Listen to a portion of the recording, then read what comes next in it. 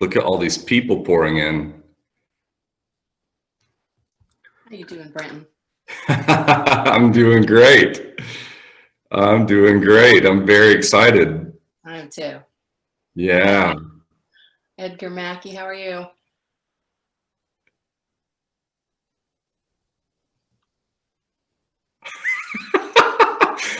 You got it on mute, big guy.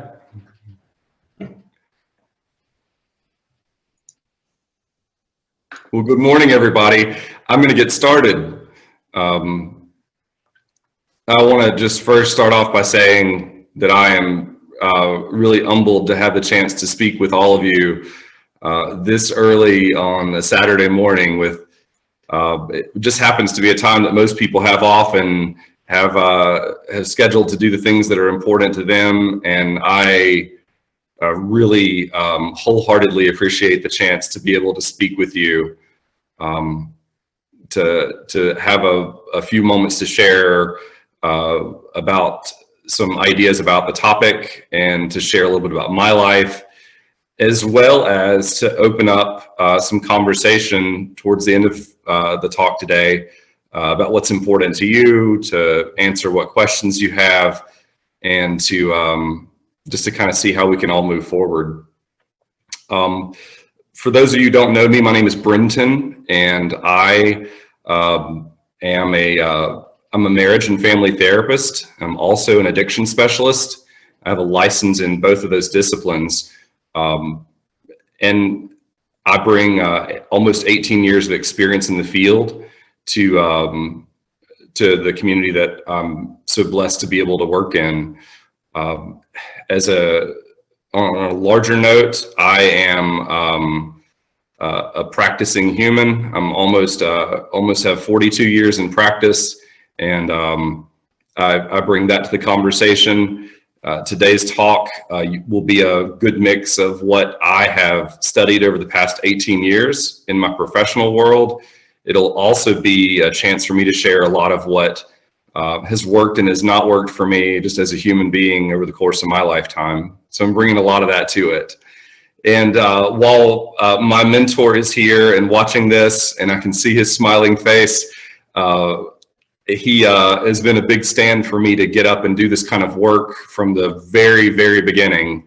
And while his coaching is that this should be, completely just me and spontaneous and out there, I do have some notes I'm going to reflect on from time to time, just because there's some pieces that I just absolutely don't want to pass over in the little short period I have with you. So my topic today is on intimacy, or is on love in intimate relationships. And I'm going to be sharing with you just my take on how the 12 steps apply to the topic of love and overcoming our fear. I think it's probably important to get that while I want to leave you today with something really moving and uplifting, and something that definitely feels good, it's probably better that I start off on really what love isn't and why our intimate relationships don't work. So just to be clear, that I have a lifetime of relationships that don't work. I have a lot of crash test dummies, so to say, people in my world that I have related, that I've engaged with, and through my own codependency, through my own codependent habits, have created unworkability. The big book says, it's right there in ink, that some of us have tried to rely on our old ideas, and the result was nil until we let go absolutely. And I've been asked, what are your old ideas? And I share with what my mentor shared with me, and that's everything that you have in your head is an old idea. Where do we get those? Well, we're born into them. We're born into those old ideas that our families share with us. They habitually share with us, and those old ideas they were born into, or they collected over time. Even more interesting, we're also born into a life where in the beginning we're very dependent. we're completely dependent on our parents for everything from the beginning, and from everything from food to our need for touch to warmth, shelter, everything. And in being completely dependent, we have to have a mechanism to be able to alert our parents to what it is exactly that we need. And we do that with upset. We use our bad feelings as a way to alert them and to hopefully manipulate them enough to give us what we need with food or with affection or some kind of attention. What's interesting is that as we use our upset, it solves something. It solves that need. It gets people in front of us that take care of what it is that we need them to take care of. So, I mean, thank you, Bixby, for letting me know that you can hear me. Our upset alerts people to what it is that we need, and it solves something for us. So we learn very quickly that when I'm upset, people around me move and do different kinds of things to try and make us feel better. And this solution, we learn very quickly, and we apply it again and again and again and again in a life in which we are dependent on our parents for what we need. We practice these behaviors to the point that we don't have to think about them. They become just second nature. They become unconscious, or they become a habit, so to say. All of a sudden, voila, we're on autopilot with controlling people in our lives with our upset. This autopilot, it serves a function. On autopilot, we don't have to think. We can become more efficient with other areas of our life. What's interesting, all of you have shoes, I'm assuming, and you tie those shoes, and you can tie those shoes and not ever have to think for a moment about tying your shoes.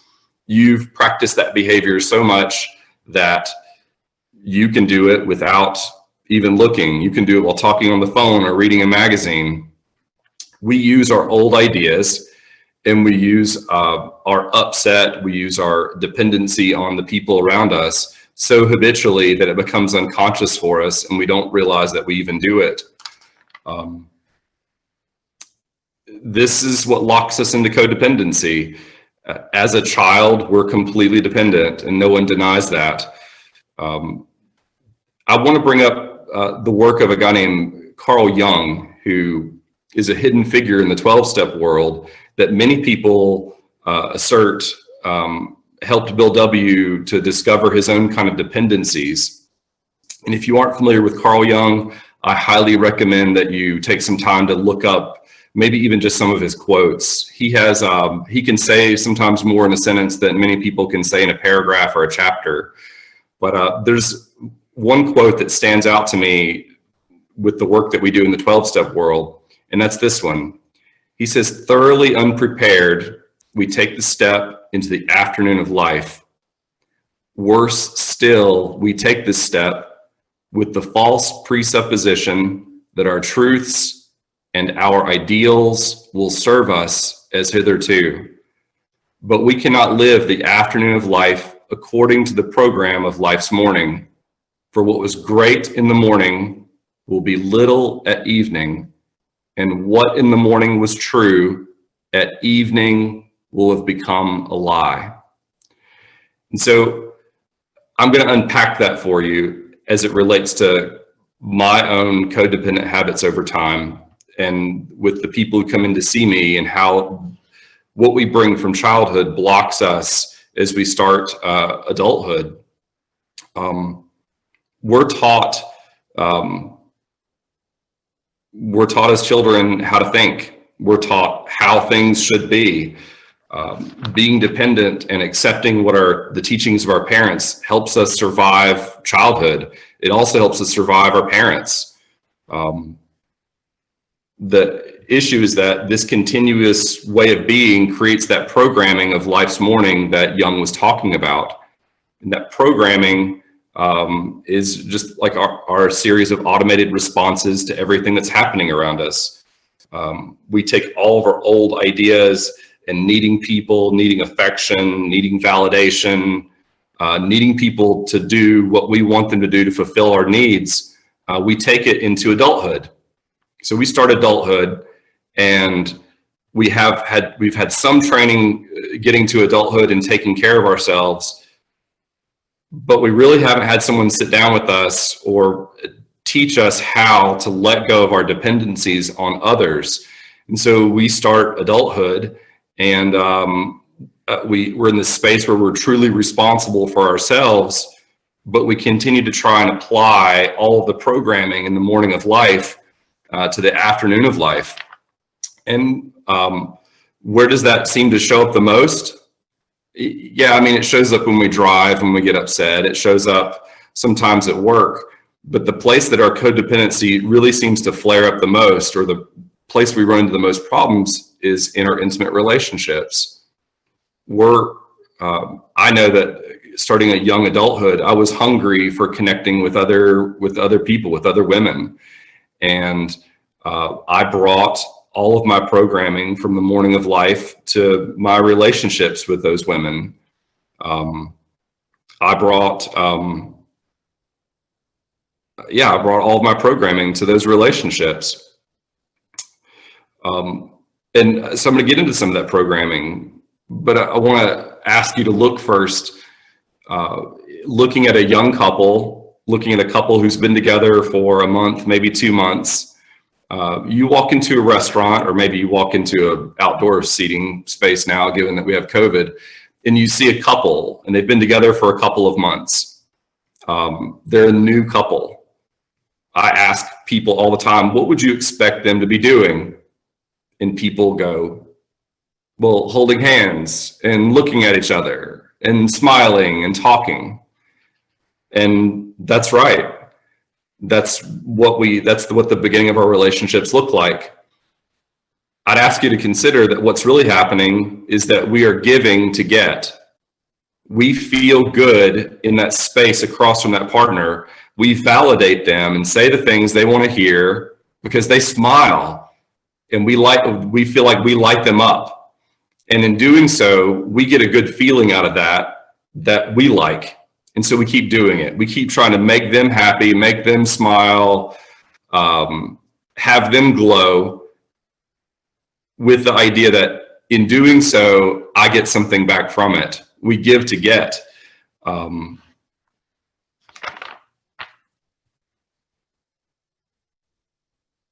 We want them to feel good, and they're feeling good, we feel good. We believe that, if they're happy, we can be happy. The second scenario I want to run you through is, consider there's a couple that's been married for maybe 20 or 30 years. You see in the same space, at a restaurant, at a table, you look over at them, what are they doing? And I've asked people this question all the time, and they say, well, they're probably looking at their phones, or they're probably looking around. They're not doing so much talking, and there's maybe silence. And I say, why is that? And they go, well, gosh, I don't know. And if you look at it long enough, you can see that they've stopped validating each other. That in the beginning of our relationships, we validate the other person to get something for ourselves. And that as the relationship develops over time, and we really start to show who we are, we get upset, we try and control the other person. They don't want to hear what we have to say. In effect, that couple that's been sitting there a long time, they've already said it all. There's nothing for them to really say, because they already know what their partner's going to respond with. It's not that they don't have anything to talk about. They don't want to hear what the other person has to say. After the newness wears off in our relationships, or after the newness is worn off in my relationships in the past, I stopped giving. And when I stopped giving, and my partner started to share what they were really experiencing, I got upset. And that's where I ran into myself. I'd ask you to consider that that's what our intimate relationships are designed for. They're designed for us to run into ourselves. That as people, there's not really a container that's better designed for you to experience your upset than living with another human being. It takes very little for us to step into a relationship with another human and start to take out our measuring stick and finding fault with them. This inventory taking we do of other people, this continual use of our old ideas keeps us in gridlock with other people in our lives. And our plan of action tends to be, or my plan of action in the past has been, to either get upset and attack, or it's been to shut down, which is another form of manipulation. Silence in intimate relationships is a way of manipulating the other person. It's intentional and it's malicious and it's willful. We leave our partner, when we're silent with them intentionally, we leave them with all their old ideas and their pain. The third strategy that I was really good at, that my mentor really smacked me with, was that I was a big people pleaser. And I would people please the women in my life to try and get them to feel good in some way, or to try and not have them be upset so that I could be okay. And when it doesn't work, I said things like, well, she doesn't care about me, or she doesn't love me. Or I bet, hey, this other person, I bet Debbie, I bet she's a better partner. And so I'll go out and pursue someone else.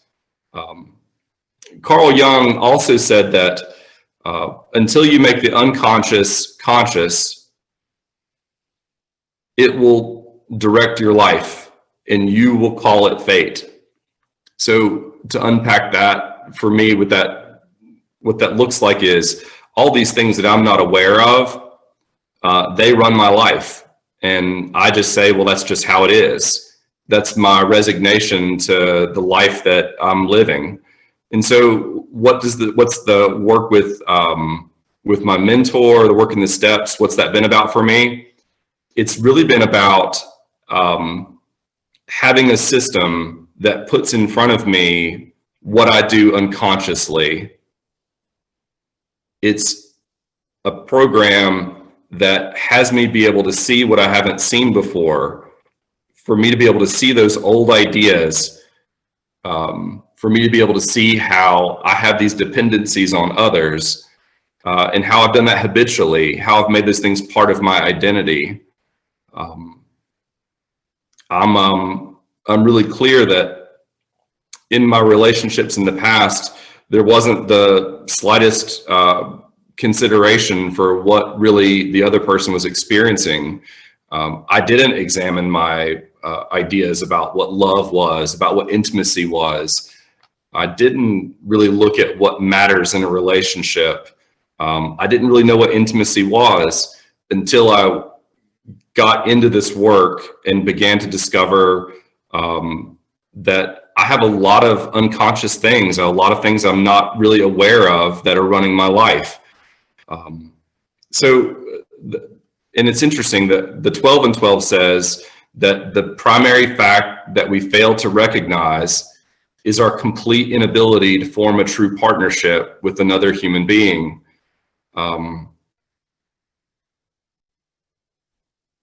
That really sticks for me. It really points to, for all of us as humans, that until we're able to see what we do that we don't even know that we do, that we continue to do the same old thing and wonder why we don't connect with other people. Just for example, some of the things I learned in working the steps, the things that the unconscious ideas I have that I brought to my relationships that completely blocked anything that looked like love were: marriage is 50-50. I know how things should be done. Sex and intimacy are the same thing. You make me feel happy. You make me feel angry. It isn't how it should be. And one day I know it will get better. These are all kind of unconscious experiences, ideas that I brought into my relationships that ultimately led to things falling apart, that led to me practicing or just repeating those same upsets I used in childhood to alert my parents. But when I, practiced being upset in my relationships, it just pissed everyone off. So I will say that relying on these old ideas, it did get me somewhere. I tell the people in my life that it got me to the top of Right Mountain, and that on top of Right Mountain, it's really lonely and there's a lot of pain and a lot of disconnect. The new programming that I got in working the steps, so not only did I learn to let go of some of those old ideas and practice some new behaviors, to practice some new habits, I also in letting go of those old habits, I had a chance to practice new things. And some of the things that made the biggest difference for me, I wrote some of those down. The first thing I got was that I'm responsible for myself.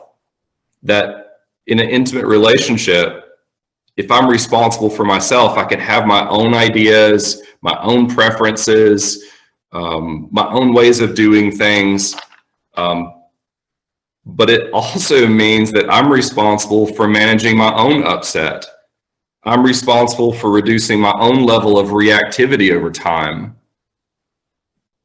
And that in the space of doing that, in having my own ideas, in having my own opinions and preferences, and in being responsible for my own emotional experience, I actually have something to contribute. So I got that just from this piece about being responsible for myself, that when I can be responsible for myself, I can see the world that I'm in, and I can also consider there's this other world that the other human being experiences.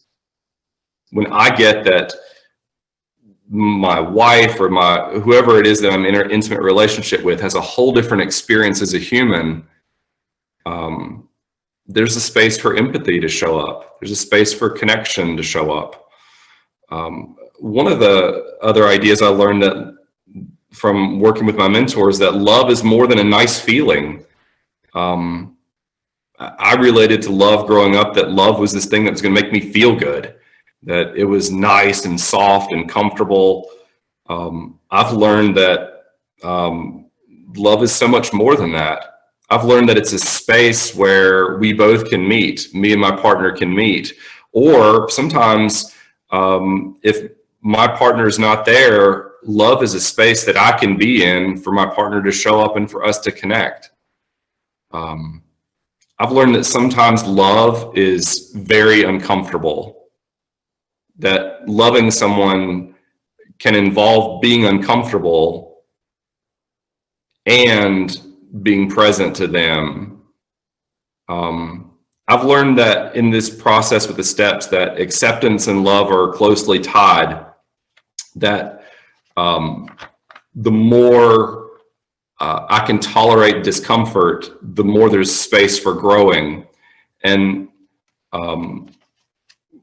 what I've learned about acceptance, for those of you who haven't done some exploring in the literature, the chapter on acceptance was the answer in the big book is maybe my favorite chapter.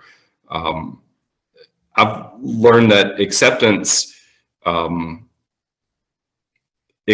makes it possible for me to really experience other people in life.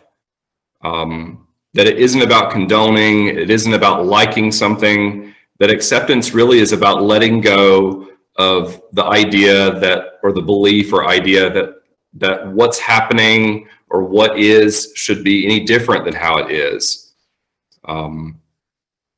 When I'm willing to put down my measuring stick, I can really connect with you. But for as long as I'm measuring you against the old ideas that I have, that I grew up in, there's not really a space for you and I to do anything other than just run into each other.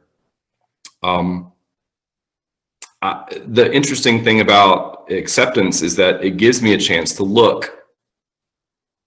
And that's one of the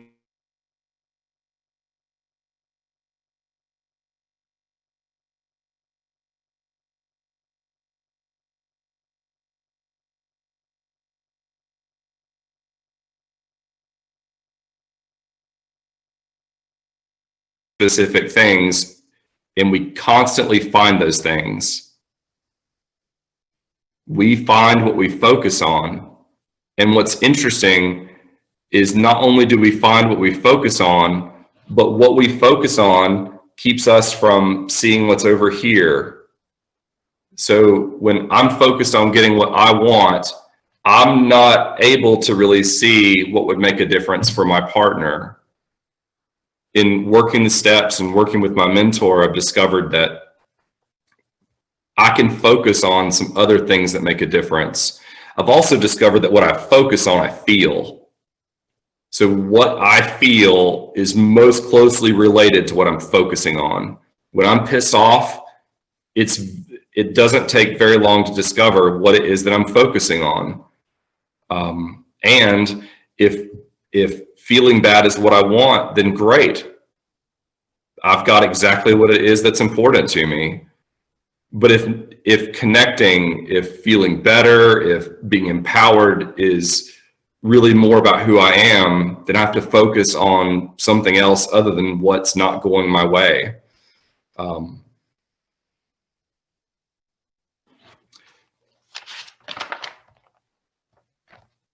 I've also got to this idea that there's my world and there's the world that other people are in. This idea that I can hold two different perspectives or worlds at the same time and see both has also helped me to see that acceptance is a lot about letting go of my beliefs that something should be different, and also that as a human being, I'm designed to grow, that I'm here to really reach, to really grow myself. And acceptance is that space where I can both allow things to be the way they are and also reach for what's really important to me in life. I've learned also that, I've heard my mentor say that he's not codependent anymore. And for the longest time, I really wrestled with that, thinking that, gosh, if all human beings are born dependent, then how is it that at some point you ever let go of your codependency in adulthood? And what I've discovered is this, that all of our habits are solutions to something. And those solutions, when we practice them enough, become unconscious. And what's interesting is that those habits are also very closely related to how we identify with ourselves, our identity. So my identity, if I have an identity I do have an identity as a reader. As a reader, I habitually read. Before this talk, last night before bed, I'm constantly reaching and trying to learn more and more and more about relationships and what other people experience. That in doing, I don't even have to think about it. The first thing I do when I get up in the morning, the first thing I really do is I look over at my wife and I am just so fucking surprised that she's still there. And I say, thank you so much. Like, thank you for being here just another day with me. That's the first thing I do. The second thing I do is I go to the bathroom and brush my teeth. I jump in the shower and I habitually put on an audiobook to listen to while I'm getting ready. I identify as a reader, and there are habits that fit with that perfectly. If I identify as an athlete, I habitually do things that fit with that identity of being an athlete. Our habits are unconscious. And if what we learned in childhood is unconscious for us, our identity is automatically created for us too in our dependencies. And so what I've come to understand about what my mentor says in terms of not being codependent anymore is that he's learned to identify those habits that were codependent or dependent in childhood and codependent in adulthood, and let go of those habits and practice new habits and focus on new ideas. And in doing so, he no longer has an identity as being codependent. So truly, you can not be codependent. And what that looks like is developing a practice. And the 12 steps give us a very specific program to learn to practice habits and practice ways of looking at things and practice seeing things from a new angle other than the old ideas that we grew up with. And in doing so over a period of time, you're not codependent anymore. You're free. And in that space, love shows up. In that space, love, you can basically pull off all the things that you've covered yourself with that have blocked you from loving other people and just be completely out there and free.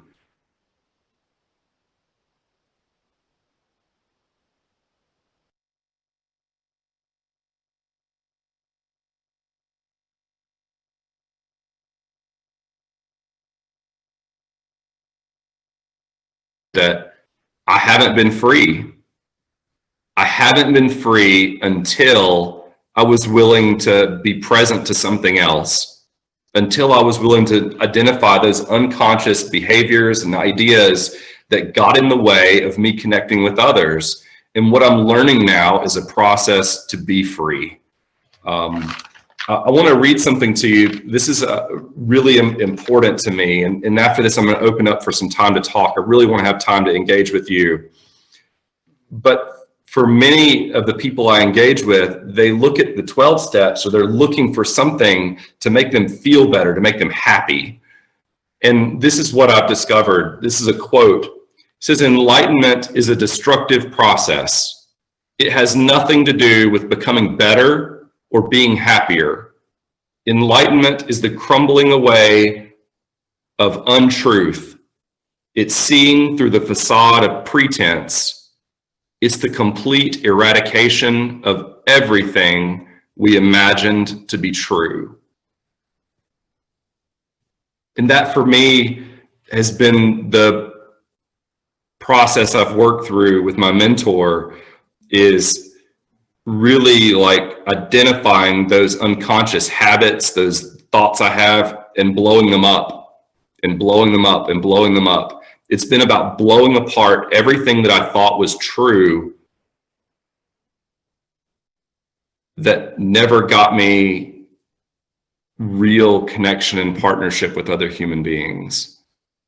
And so I would invite you to consider that maybe this process in the 12-step world is not here to make you feel better or make you get better, that it's really about you letting go of a bunch of old stuff that doesn't work. And in doing so, you invite, you step into a space, or you create a container for real connection and partnership with other people. That in doing so, you truly become an individual.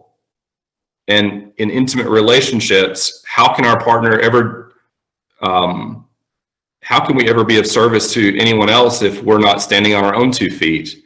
If I'm so glommed onto you with my dependencies, how do you ever lean on me at times? You can't. You can't lean on me when I'm not even standing on my own 2 feet.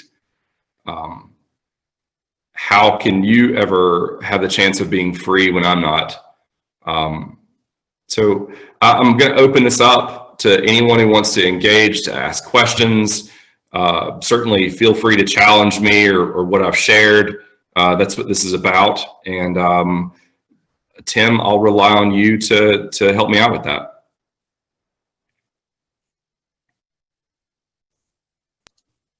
All right, anybody that wants to talk, please either raise your digital hand.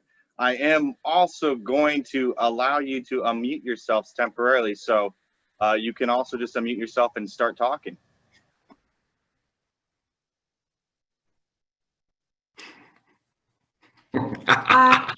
I'm Charlotte, and I have a question. Yes. I didn't get all of that last quote.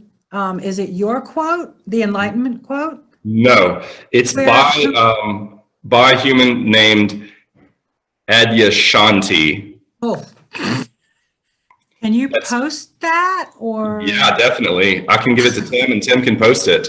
That would be delightful. Yeah, the name is spelled Adyashanti. Adyashanti. Okay. Thank you. You're welcome.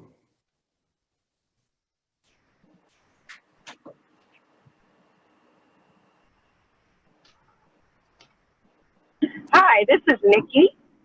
Hi, Nikki.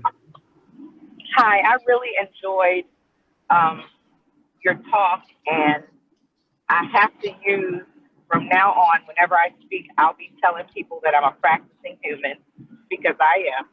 I really like that.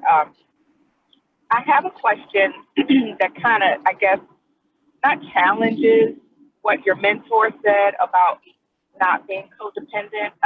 I guess I should be fully transparent and tell you that I am a grateful recovering codependent. And one of the questions, or one of the things that I believe as a recovering codependent is that there is always going to be some measure of codependency, I guess, in being a human, whether you be, you know, an adult, a child, because, you know, no man is an island, I believe that. So, you know, insofar as, you know, even, you know, waking up and looking over at your wife and being so grateful that she's still there.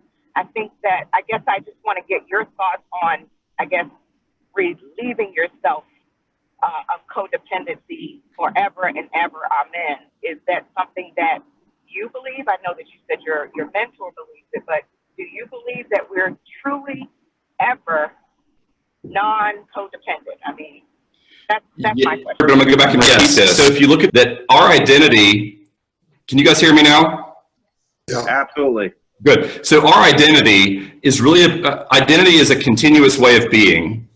And it shows up with our habits. The things you habitually do reinforce who you say that you are. And who you say you are reinforces the things that you habitually do. So I'm in the process of developing a new habit, and that's working out.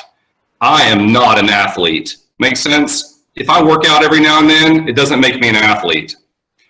If you've worked these steps and over a period of time, you stop having upsets, like regular upsets, and all upsets are codependent reactions. If you have a process in place for the vast majority of time not experiencing upset, you've either, number one, you're not even around other people, you're totally living on an island somewhere, and even then, you're probably upset and you can see it. But if you're not upset, you're not having codependent reactions. So it's hard to say that you're codependent if you're not having codependent reactions. Just like it's hard for me to say I'm an athlete when I go to the gym like once every 3 weeks. Make sense? Well, thank you, Brent.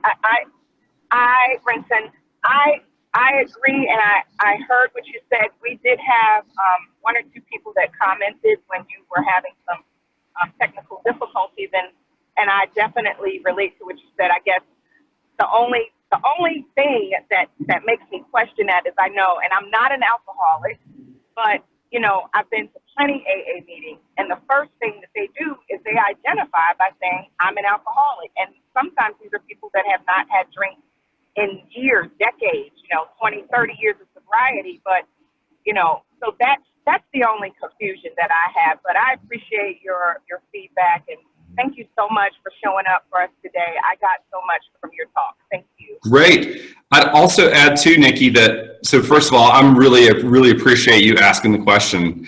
And I get that we start off the meetings by saying, hey, my name's Brenton, I'm codependent.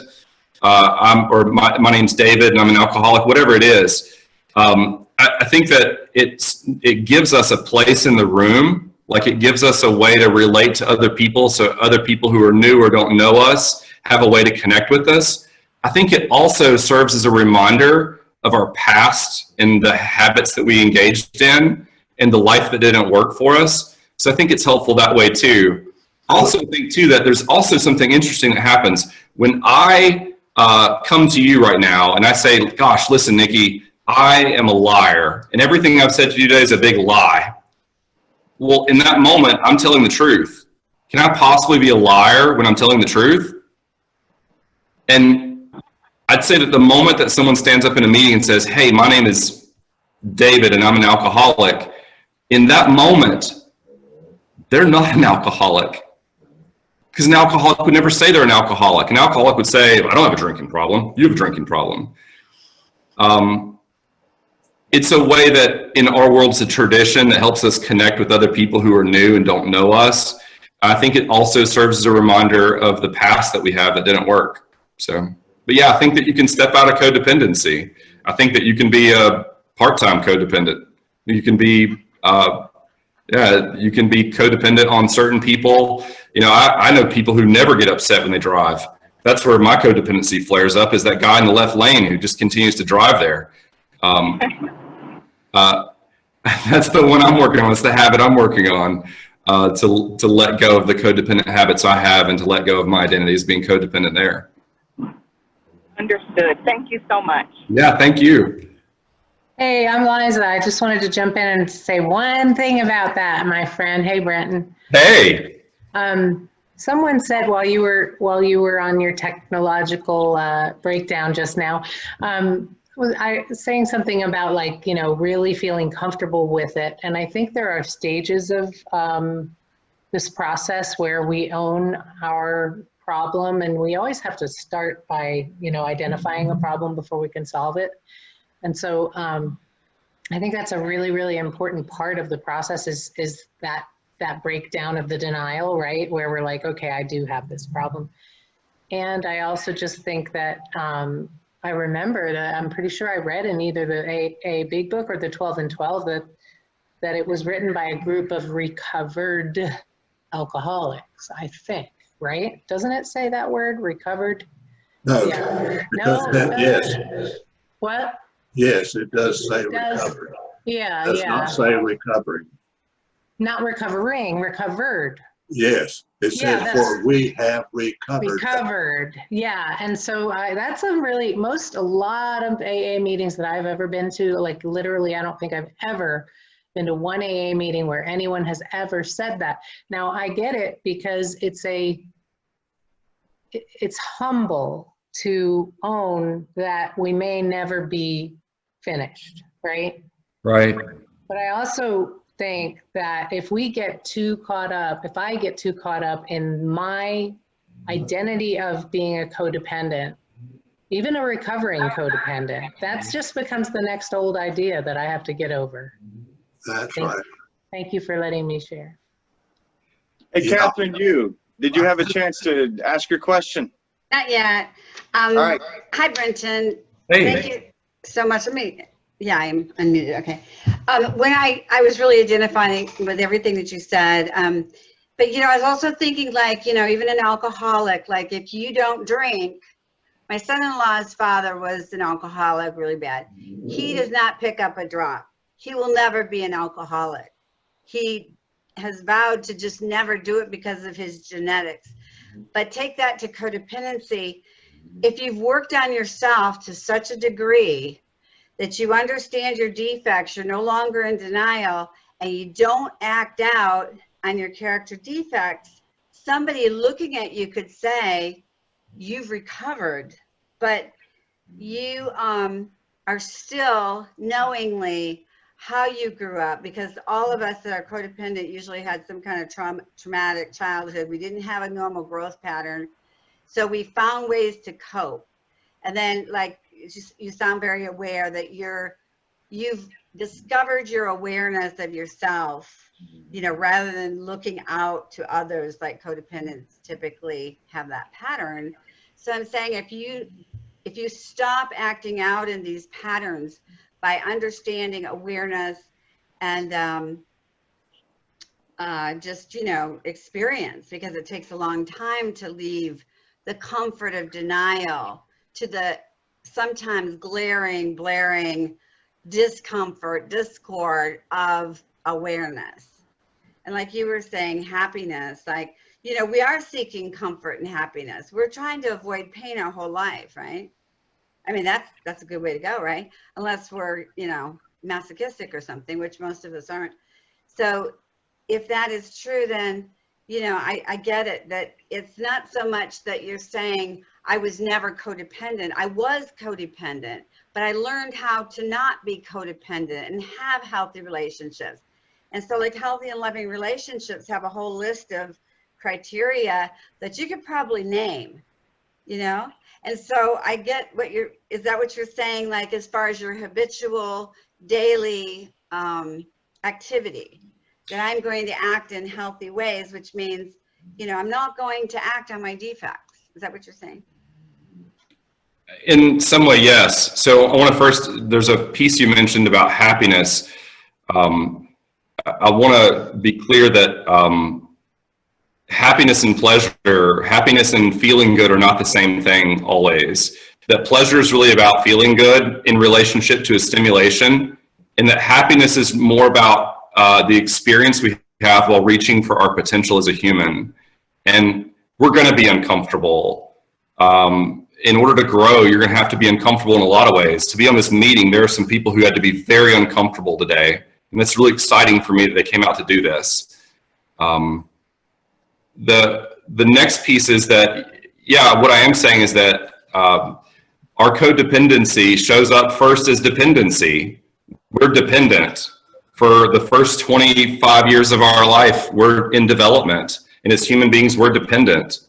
And stepping into adulthood doesn't mean you just let go of your programming of 25 years or 18 years, whatever you want to define an adult as, and step into adulthood and let go of those things. It takes time, and it takes becoming conscious of those dependencies that were unconscious. It takes work to be able to get that the habits that you engaged in were solutions to things. And the solutions weren't getting you really where you wanted to go in life. Does that make sense? It does in a way, but for me, my codependency was, yes, I was dependent as a baby, but probably from the time I was 5, I was taking care of others. And then Hey, by the Catherine time, Brenton. you know what I'm saying? Like, Hey, Catherine Brenton. Yeah. We've got to stay a little bit with time because we're running over on this part. Catherine, we do have the lunch Q&A session as well. Okay. And anybody Thank else you, Brenton. remaining that has questions. So with that, Brenton, if you have anything quick to say in closing, we'll head on to the next person.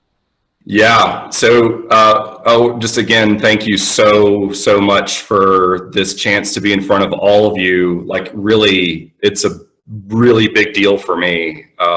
Thank you.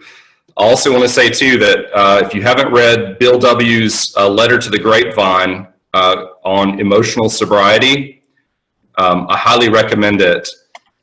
It talks about Bill W.'s dependency on the 12 steps and the identity he had as a 12-stepper, and how dependency related to his experience of depression and disconnection with other people. I highly recommend you read that, too. But totally, thank you for the chance to talk today. And certainly feel free to reach out to me if you have questions or you want to continue the dialogue. I'd love that. Awesome. Thank you, Brenton. And with that, what we're going to do is we're going to move over to our next speaker, Deborah Shannon. Thanks, Brenton. You teed that up perfectly for me, and you didn't even know it. But that's how brilliant you are. I'm Deb Shannon, a life coach and executive coach. I consider this entire room my personal mentors. All of you are my mentors without question. But there are a few specific people in here, and you know who you are, on whose shoulders I definitely stand. So thank you.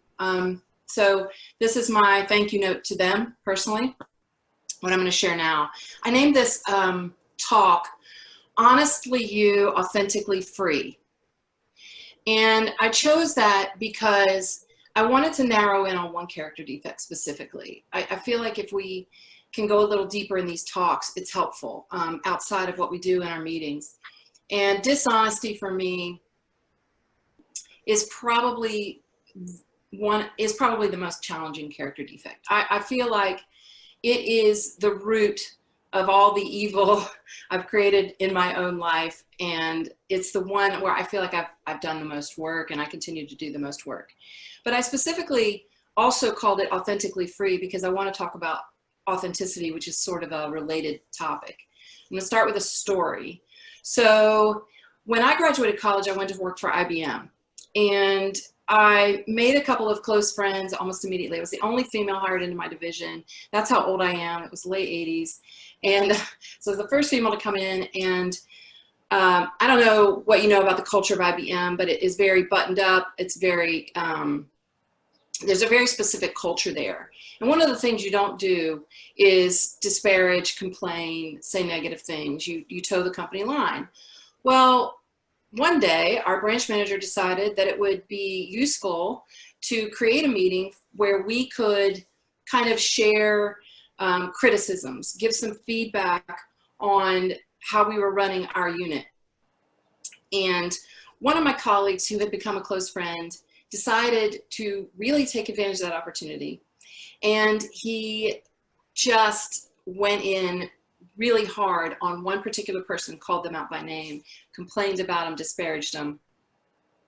And while we were invited to share honest feedback, you know, he took it in a way that it was almost shocking. He took it too far. And I, being the unwitting, unknowing codependent who did not know just how dishonest I was, decided that I would people please on behalf of him. So he wasn't capable of people pleasing on his own. I would do it for him. So I spoke up in the meeting to clean up his side of the street, because I could see that the manager who called the meeting was very unhappy with this feedback and how it was delivered. So I stepped in and reworded everything he said in a much nicer way so that I could manipulate and control how it was heard on his behalf. I'm telling you, I am next level people pleaser, yeah, or I was. So sure enough, in true fashion, when I finished kind of setting the table and saying, I believe what my colleague is saying is, and I reworded everything he said to make it nice. As soon as I was done, he grabbed back, quote unquote, the proverbial microphone and basically said everything he had said before again, except even worse. And I realized right then and there, I didn't know what to do about it, but I realized just how far down the rabbit hole I was in people pleasing. Oh, and I also want to share that that man is now referred to as my ex-husband. That's where my people pleasing took me. And people pleasing and perfectionism, when Bretton talked about identity, people pleasing and perfectionism is kind of the two identities that I adopted out of my habitualized dishonesty. And we know that in the tradition of the 12 steps in AA, that dishonesty is one of our character defects. But what I also got confused about as I was going through this program and as I was learning about myself and waking up to my character defects, I did not know or understand where I was being dishonest. For me, I thought I was being caring, kind, loving, straightforward, and I was just this all-around great person. I did not understand. And when I heard things like be true to yourself, I also didn't understand that. I thought I was being true to myself. And I'm here to offer that this room and other rooms like it are full of people whose biggest problem is they are true to themselves. Our problem is we are true to ourselves, because what is ourself but our old ideas? So those of you who know me, have worked with me, know that in my audaciousness, when I was going through the 12 steps, I rewrote the first step for myself. And I said that because I didn't have a known issue with any substances, including alcohol, I was working the 12 steps for codependency. I rewrote the first step to say that I admitted that I had disempowered myself and my life had become unmanageable. And one of the ways I disempower myself is with dishonesty. But I just didn't know what I didn't know. And I also have rewritten the idea of be true to yourself, because for me, that's a slippery slope. If I'm true to myself, then chances are, self being the problem in the case of a codependent, I'm going to be true to my old ideas and I'm going to act out my old ideas. And that was a real linchpin turning point for me to understand that being true to myself was a very dangerous act before recovery and something I was all too good at. So I say that differently. I say, be honest with your word, and be true with your word and be truthful to, be honest with yourself and be true with your word is really where I come from.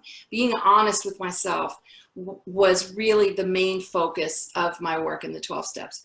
And until I was able to be honest with myself and do that fearless and searching moral inventory, I had no idea what it meant to be an honest person. Because I thought I already was one, because I thought I already was true to myself. And the problem is I was true to myself. I was true to my old ideas. And one of the ways that we act with dishonesty is that we adopt these ideas, like Brenton was talking about. We adopt these ideas from growing up. We have these stories in our head. We have labels, and we begin to believe what we already believe. We really buy in. And I did not know that my old ideas were false beliefs, which is a nice way of saying lies. But, you know, sometimes it's hard to hear that we're lying to ourselves, but maybe what we really are doing is experiencing a fundamental misunderstanding. It's not so much an active lie as I fundamentally have misunderstood the nature of being a whole and complete individual as an adult. And instead, I carried forward what Brenton referred to earlier, which was the old ideas I gathered over time from all kinds of places. So there was no me to be honest with outside of my old ideas. I didn't know anything outside of my old ideas, and I didn't even know me. So when we talk about becoming happy, joyous, and free, we talk about setting ourselves free. For me as a codependent, there was no me to set free. There was no me that I knew in an honest way. There was all my old ideas. And as a people pleaser, a perfectionist, or a codependent, all of my identities and ideas were created from the external world, from other people. And in my case, I overinvested in the opinions of others, the feelings of others, the reactions of others, the validation of others, and the thoughts of others. And the more that I invested in that, the more I doubled down on needing the return from that. Does that not sound like addiction? Right? That the more that I pour myself into that thing or person out there, the more I need back from it to be okay. And so my identity is derived from out there. And that is a dishonest act. And I didn't know it. It, for me, was a fundamental misunderstanding. Where it comes from, I spend less time worrying about that now because my work now is about what to do about it. And for me, becoming honest with myself through the work of the 12 steps was the beginning of that part of my life that won't end until the day I die, which is to pursue being an honest person, first with myself. Because until and unless I can be honest with me, I can't be honest with another person because there's no me that to be honest, right? Because if I'm a derivation, if I'm just an extension of others, then there's no me to get honest with another person. So again, you know, relationships like we talked about in the last talk, there's no me there for the other person to connect with or relate to. What there is a reaction to them. What there is a response to them. What there is somebody seeking something from them. So there's no opportunity to be a true partner to another human being as long as I act in a dishonest way. And the beauty of the 12 steps is I get to wake up, right? I get to wake up to what I'm up to and what I didn't know. For me, as a recovering perfectionist, I felt like once I kind of got clear about what was going on, then I turned against myself. Then I started judging myself. Then I started getting down on myself. And that's why I like the idea of treating these as fundamental misunderstandings. It wasn't that I wanted to lie to myself or others. It was that I didn't know what I didn't know. And for some people, we need a harder hand looking at that. And for other people, we need grace. I think we all need both. But the work is about taking the action necessary to become honest. And if we want to be authentically free, we first have to be authentic. And I don't know about you guys, but when I'm a codependent and somebody who really does struggle with people pleasing, when it comes time to be authentic, I don't even know what that means, because I have no idea who I am outside of those other people and those old ideas. And so this is why the fourth step and letting go of old ideas is such a poetic process, because it's a way to erase or eliminate old ideas that I've used to define who I am in a dishonest way. That's why I love this background with the blank canvases, and why I'm an artist, and why I always keep a blank canvas in my inventory. There's always a canvas that has nothing on it, because it's the most honest thing there is, the blank space where nothing's been created yet, right? And so I have to know that I have misunderstood what it means to be honest, and that there is no me to be authentic. So in the work of the 12 step, what I got clear about, and why the fourth step is so important, and why we in the meetings talk about it so often, is I can't create honesty as my way of being until I am really, really clear on how I've been dishonest. And when we do our inventory work, we start to see how we have built resentments and the fears that have generated this lie-based living that we've been doing. Because ultimately, underneath all of this, it's all happening because I'm scared. I'm scared of another person's bad feelings. I'm scared of another person's reaction to me. I might be scared of what other people think of me. And imagine just how threatening that is if the way I define myself is by what other people say about me. If my idea of identity is whatever you need it to be, hello codependents, then I'm terrified of you because you hold the key to me. That's how we put ourselves in jail. That's how we imprison ourselves. And that's how living a dishonest life is a death sentence, because the me that was possible is put in a prison and has no way to release myself until I see how I did it.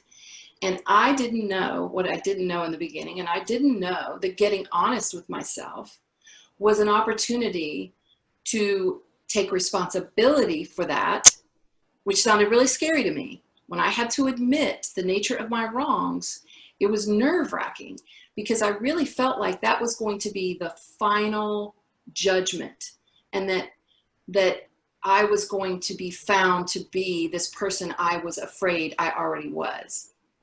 And that as a result of that, I really was going to be this bad person, or this wrong person, or this person who doesn't deserve to have a good life or be happy, joyous, and free. I really thought that if I admitted my wrongs, that I was really, that was going to actually be who I was. And so all of this manipulation and dishonesty and this way of people pleasing and acting is a way to avoid facing who we actually already have created ourselves to be. But facing it is the way we get out of it. And when I got clear and I gave up because the pain was immense enough for me, what I found out was that me letting go of my old ideas, me surrendering to the truth of who I had created myself to be, which was just a series of lies and misunderstandings on my side, when I was able to really face it and own it, I relaxed a little bit. It was weird. It was this feeling of, well, okay, I didn't know that that's what I was doing. I didn't know that suffering wasn't really caring. I didn't know that if I didn't worry about you and become responsible for you and take care of you where you could really have done it, I didn't know that all of that was me manipulating you. I didn't know that that form of martyrdom and suffering was a dishonest act. It wasn't clear to me. And I want to give you some language. If you're not sure where it's showing up for you, there's some key words to listen for that I still have to watch my language when I'm listening to my own thoughts. If you hear the word should, I should do this, or you should do this, or you shouldn't do this, or I shouldn't do this, supposed to, have to, got to, because, I did this because, this happened to me because, I'm this way because, you can bet there's something to check there. You can bet that behind that is going to be a story that's going to define your actions outside of yourself, which is really just dishonest. And I call that lie language. And it's a habit of speech, and it matters. I have to watch, you know, when Brent was talking about the habits we create and we habitualize these things, I have to watch my language because my brain hears it. That's the way it works. And if I'm not careful with what I say to myself, I'll actually believe it. And that's how we start to gather these old ideas. The other thing you can look for is what I call lie labels. Well, it was kind of redundant. Pretty much any label has the opportunity to be a lie. Like, I'm a people pleaser, I'm a perfectionist, I'm right, I'm wrong, I need you to validate me, I need you to approve me. How about a label like child, mother, father, sister, brother, boyfriend, girlfriend, employer, boss, friend, coworker? I could go around the room and ask every single person to pick one of those words and tell me what it means, and I'm going to get your story about that. And there is no capital T truth in what you're going to say. It's just how you perceive that label. And this is how we start to put definitions in our life, and we think they're true. And that's how they become old ideas, because we just run around practicing them. And it's not that they're not right or wrong. It's not that they're not true or are true. It's that that's the inventory we're operating on. And that's the beautiful work of this program, is it's an opportunity to go in and examine our language, the labels we use, the thoughts we have, the beliefs, the ideas, and check them. And if they're not serving to keep us happy, joyous, and free, if they're not serving us to create us to be powerful humans who are contribution in the world, then they probably need to go away. Because as my mentor has told me, your new ideas that you're gathering are quickly becoming old ideas. So this is the process of growth. So it's not that we'll never have old ideas again. We're constantly going to be having old ideas. And it's not the most attractive metaphor, but it's not unlike any other animal that molts or sheds. Or as we grow, we outgrow the skin or the ideas that we're operating on. When you need to be nervous is when you stop having old ideas, because that means you've stopped growing. So don't be afraid that I've got to have the right ideas or I got to get everything right. It just means that it's time to self-examine. By the way, it's really not ever time to self-examine. It's always time to self-examine.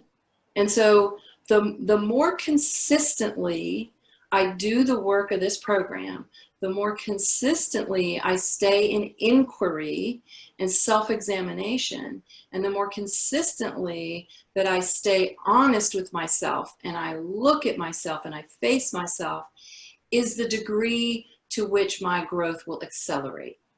I've had some people ask me, you know, how did this work for you? How did you get where you are?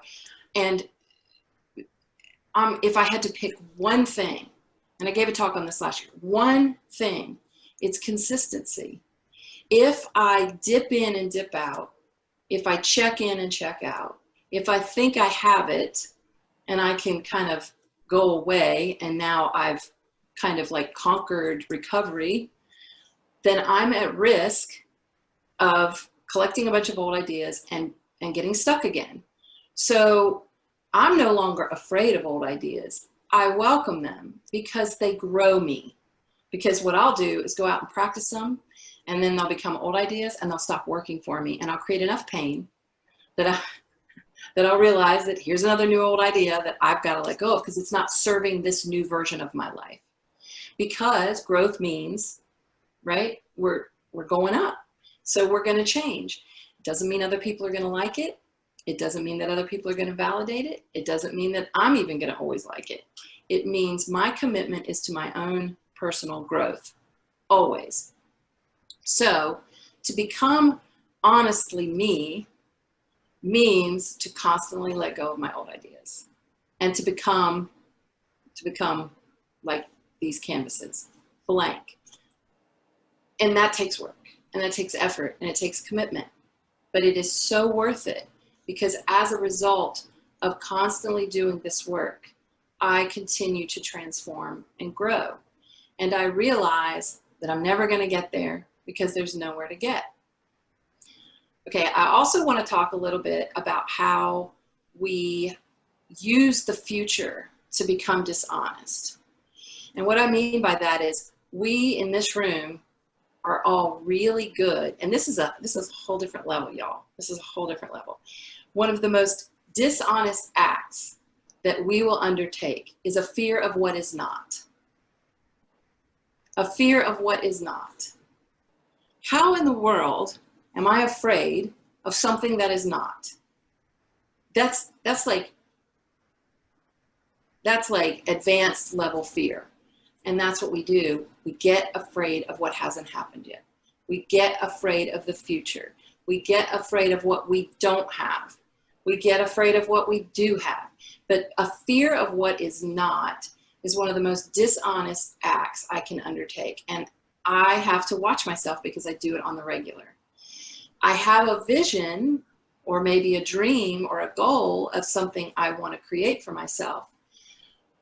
But what I have to do is operate in the here and now on taking the steps to create that for myself, not getting attached to it, which is going to create fear. If I believe that this future has to unfold the way I need it to, or I need to avoid something that hasn't happened yet, I'm going to get dishonest and start manipulating. I'm going to try to control. I'm going to become dishonest, is basically what I'm going to do. And now I'm back in prison again because I'm afraid of something that hasn't even happened yet. And I really wanted to emphasize that because I think it's how we create an ecosystem for dishonesty and fear. We use dishonesty to continually scare ourselves. So we double down on our fear. And anybody in this room knows fear is the chief activator of all our character defects. So I feel like, growing up, and now they're back, those terrariums that were really popular, and you'd put the moss in it and you'd put the little plants in it and you'd watch the condensation form on the inside of the terrarium, and then it would keep the plants moist and you didn't have to do anything. It was its own ecosystem. I feel like that's how dishonesty works with fear. When I lie to myself about what hasn't happened yet, when I get afraid of what I don't have and think that I want, when I'm afraid of what might happen or might be coming toward me or might go wrong, I scare myself. And then I act in a dishonest way. I do things that are manipulative, potentially, or I try to control an outcome. I try to control other people. And all of this keeps me scared. And then the worst part of all is that the rain actually falls in the terrarium, meaning I get the result a lot of times that I've been trying to avoid. Because fear is what creates distance. In the tradition of AA, it talks about it being the thief of joy, that I can't even enjoy my present moment because I'm so afraid of what hasn't happened yet. It is such a dishonest act to fear what is not. And that's what our brains are trying to do because we're scared, and it feeds on itself. So what do we do about this? We do the simplest thing. And that is, number one, if you're disturbed, if I'm disturbed, I realize there's something the matter with me. It's that simple, y'all. It is that simple. I'm not saying it's easy. It's that simple. I have to really honor that act of saying, wait a second, I'm disturbed. There's something the matter with me. Now it's time to go look in the terrarium. Where's the dishonesty or the lie or the story that's scaring me? What am I afraid of?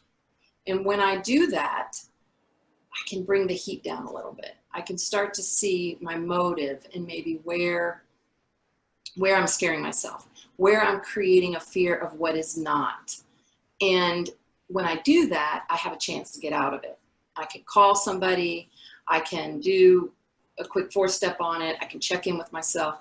And the simple act of really honestly looking at it is usually enough to get me out of the fear and out of the bad feelings. And if it's not, then basically I need to check in with somebody. And my coach is on here, and he'll tell you when she talks about consistency being the key, I was consistent. I blew his phone up, and I didn't let up, because to me it was worth it. So just understand that being honestly me means really actually becoming free of my old ideas. And the dishonest me is the one who overinvests in what other people think, what other people believe, what other people feel, or I overinvest in my resentments. If I like to use the past to justify myself, I overinvest in my resentments and I live on those, and I bring all kinds of chaos and confusion to the world. And then I get to prove right that I am a victim, which is another one of those lie-based identities that we tend to operate on. Because And why do we do this? Like, what's the payoff? Well, the payoff is we get to be right about ourselves. But in the end, do we really want to be right about these horrible things that we say to ourselves about ourselves? And that was where I got scared in doing the 4th step. I really was afraid to see that all of the dishonesty and the people pleasing was really an act of what I thought was personal salvation. I didn't know it was actually personal damnation. I didn't know that I was dying inside my own life at my own hand. I thought that I was redeeming myself through other people. I thought that I was justifying my own existence. I thought that I was making myself worthy through martyring myself to other people. These are the kinds of lies that I found when I did the work. There was no me to release. I was simply an extension of the external world. And I eventually came to my own end. I eventually came to the me that was underneath all that. I eventually came to what little was left of who I had been. And when I came to me through this work, I decided to take care of me. I decided to embrace me. I decided to face me so that I could actually become useful, so I could actually become service, so I could actually become love. Because those were all the things I really wanted to be, didn't know how to be, and was scared of not being. And because I was afraid, I got dishonest. And I used identities like people-pleasing and perfectionism and overachiever and whatever all the things were to try to be what I couldn't be by being dishonest. And it's a terrible loop, and it's painful, and it's deadly. And we call it codependency, but it shows up in lots of ways. And I honor everyone who's here, because being here is an act of honesty. It's an act of willingness to listen to people share in ways that have you and me face ourselves. And it's a brave and courageous and bold move to honestly look at yourself and to be willing to care enough to take advantage of the one beautiful life you're given, to live it in a way that serves you as an existing human in a world that needs you. So don't be afraid to do the work. It takes courage, it takes willingness, and it is the biggest, boldest act of self-love that I ever did. And I don't really like the word self-love, because self is my biggest problem, but I guess it was an act of courage to create a blank slate so that I could live an honest life, so that I could honor my place in the world in a way that leaves the world a little better for me having been here, which is really all I wanted in the beginning anyway. So coming back to that story, being in that conference room, being the only woman in the room, and feeling that I had to prove myself was a wake-up call I couldn't hear. I couldn't hear myself acting in a way that was so dishonest that if I could have, maybe I would have had a chance to wake up. But I want to offer that there's nothing to regret. I want to share that when I went through this program, I went through a period of grieving the time I had lost, and grieving that I didn't know what I didn't know, and grieving that I should have, could have, if I had just known, if I could have done better, you know. It's a waste of time, y'all. I spent a little bit of time in that space. I'm inviting you to don't waste any time there. Looking back doesn't change anything, and what I realize is all of that had to happen.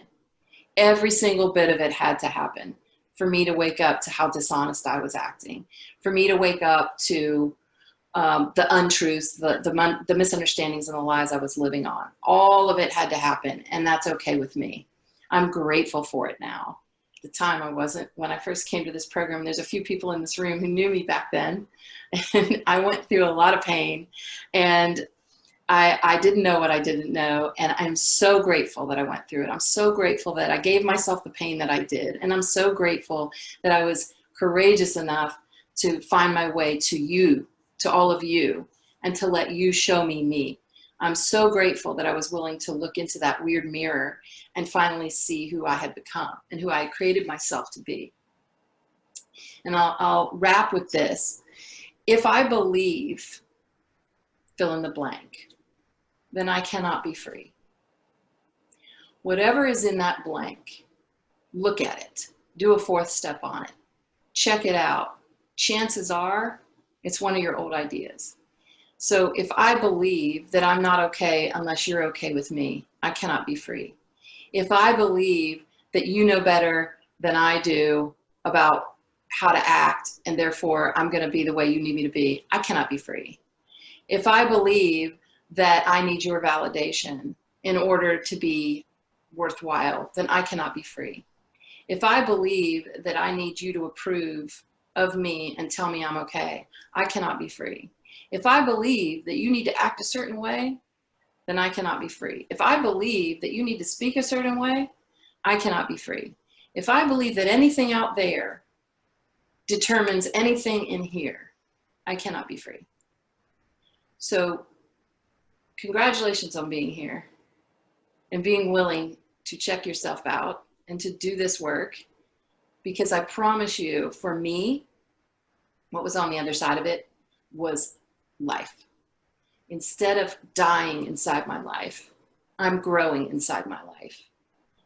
And I welcome all of you to try it on, check it out, look at that inventory, keep looking at the inventory, and recognize that those things that you were living on that we call old ideas are worth examining. And then when you get rid of those, be ready to collect a few more, because that's how you grow. Stay in the work, stay as honest as you can, and if you can't see where the dishonesty is, pick up the phone, check it out with somebody else. That's how community is built, that's how community is supported, and that's how community helps you, and that's how you help community.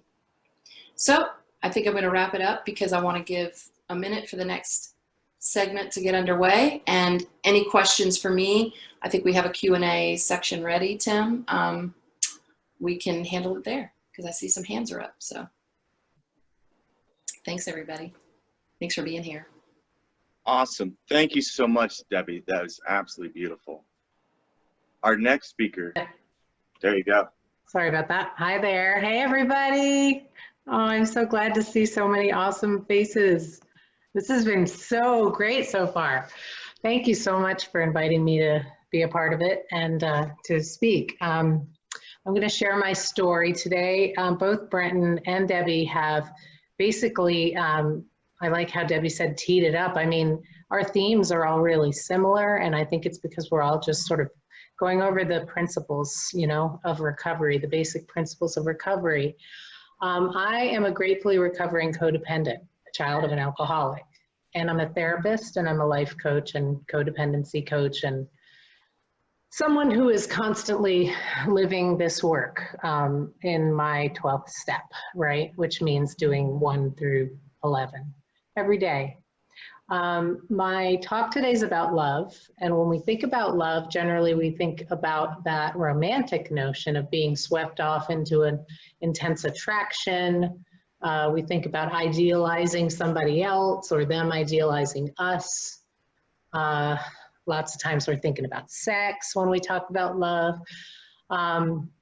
We've all been trained to define it as something that is only measured in relation to someone or something outside of ourselves. In fact, I think about a story a few weeks ago. I gave an assignment to a couple I was working with, and I told them to go and practice being the space of love. Go be loving, right? And they looked at me like I'd spoken a Greek, right? They were completely, they didn't get it. What they thought I meant was, you know, when we got down to it, what they thought I meant was, my spouse is supposed to be nice to me and loving to me and give me everything I want over this next week. And I explained to them that that's actually not what love is. That's not at all what I meant. Expecting my partner to be any certain way with me is not a gift, and that is not love, right? So I'm not here to talk about that kind of love. That's not love, actually, as we've already defined today. What I used to think love was that. The Disney version, you know, the fairy tale of happily ever after. I'm going to tell my story a little bit today in hopes that it might help someone else. If one person hears me and says, that's me, or I've been there, then, you know, that'll be awesome. I discovered that love is a fantasy, the kind of love that I thought, that I believed in, was a fantasy. Now, those of you, if you have not found perfect love, I want to tell you that this is good. This is really actually exciting and really good news if you haven't found perfect love yet, because you can have it. It's very much possible. It's very, very accessible. Perfect love is accessible. It's just not where you probably have been looking for it. I read a great book many years ago. It was called The 3 Laws of Performance. I know some of us on this call have all read it. I think every one of the speakers here has read that book. It's an awesome book. It is not programmed, but it's a great book. It started out with an allegory. A man is walking along in the street and happens upon someone who's standing under a street light, frantically searching for their car keys. The first guy asks if he can help look. And after both have searched every square inch under the light, the first guy says, "Are you sure you dropped them here?" And the second person says, "No, I didn't. I dropped them way over there somewhere, out in the dark." See, but it's dark over there. I can see here in the light. And in that story, it illustrates what we often do, what humans do, what codependents do. As we're searching for answers to our lack of fulfillment, depression, feelings of being trapped, feelings of being held captive by our misery, we often only look in the places we can already see. We look at what we already think, what we already know, what we already believe. And often that includes searching out there, right? For an end to the troubles and a solution outside of ourselves. But it doesn't ever bring us the relief that we're seeking. And so we go around and around on that vicious cycle, like Debbie was so great to explain.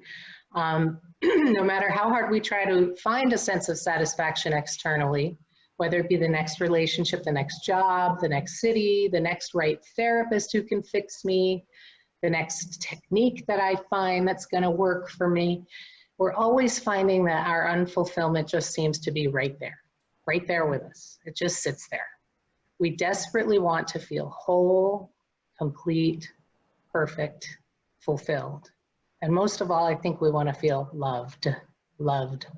because we think we don't already have these things and we don't know how to find them, right? How did that come to be?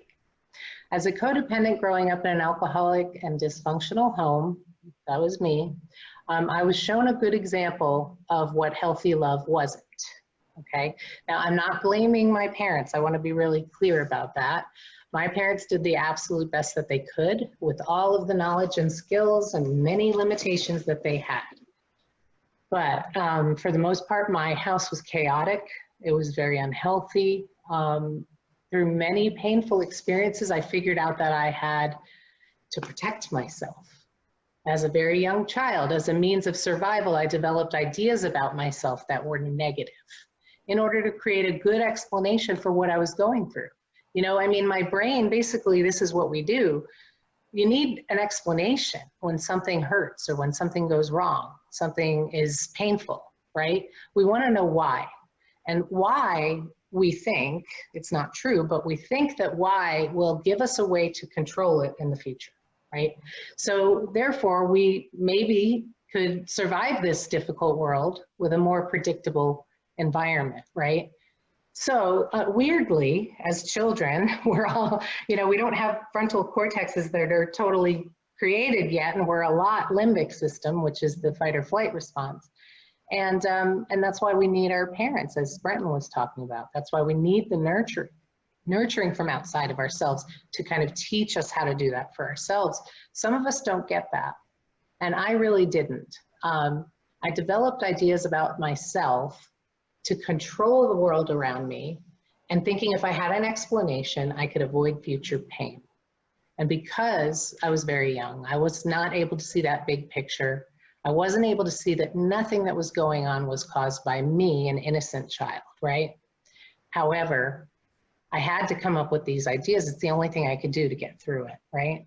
So I decided, it's like a decision. Like one day you don't think of this way about yourself, and the next day you do.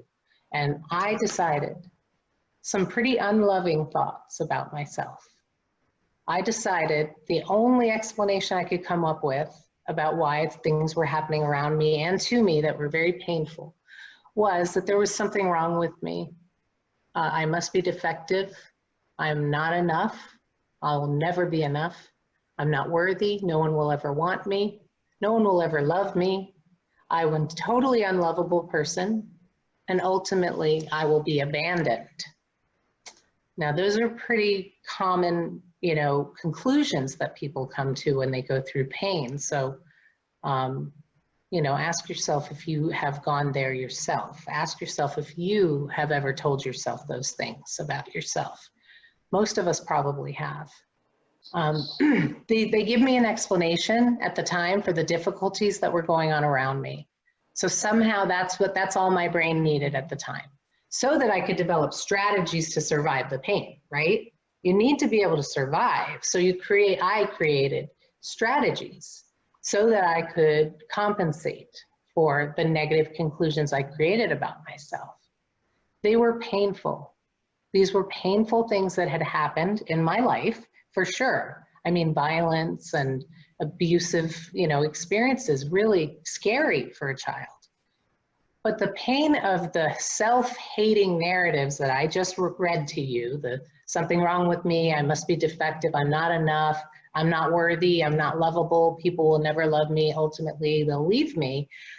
Though the pain of that was way worse than anything I'd ever experienced as a child. And the reason is because I kept doing it, and I kept doing it to myself over and over and over again for my entire life till I was 36 years old and walked into one of these rooms. Now, I'd been into these rooms prior to that, by the way, which is a whole other conversation, but I had lived it in a very inauthentic way. So part of my talk today, the theme is about the difference between, you know, Debbie was talking about the self. There is the false self that I created. I created that false self to compensate for those thoughts that I just read to you, those beliefs about myself. I had to fix that, which is kind of like ridiculous because I'm the one that created them to start with, right? So I create the problems, which now I have to solve. Okay, now I'm going to dive in and start to solve my I'm not worthy problem, which I made up. And so I have to now have things to do to compensate for that. So what I did was continue to be self-destructive, believing all that stuff, and then fixing it. And what happens is this vicious cycle, this beautifully designed vicious cycle. And it is beautifully designed because it hurts bad enough that eventually we get the pain we need. I decided I'd be perfect so that maybe, just maybe, I would get the approval I so desperately sought. And yet perfectionism doomed me to a life of always looking for what wasn't perfect, right?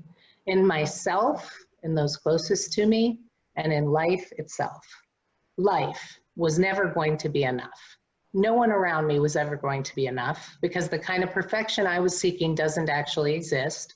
And so it was an immediate setup for failure. It was an already and always being disappointed, waiting to happen.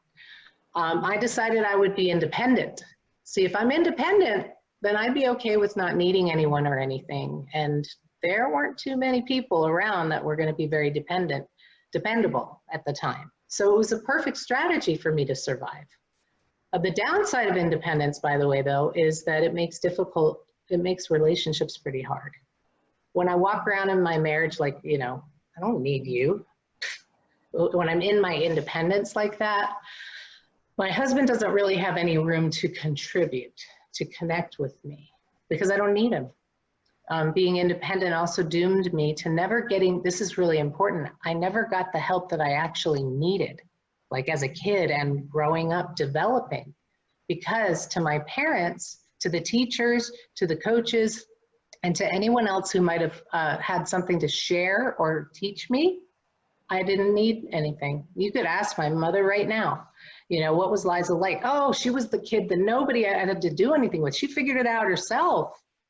Yeah, the problem with that, that looks really good on the outside. That was my inauthentic self. My authentic self needed it, right? And I deprived myself of it.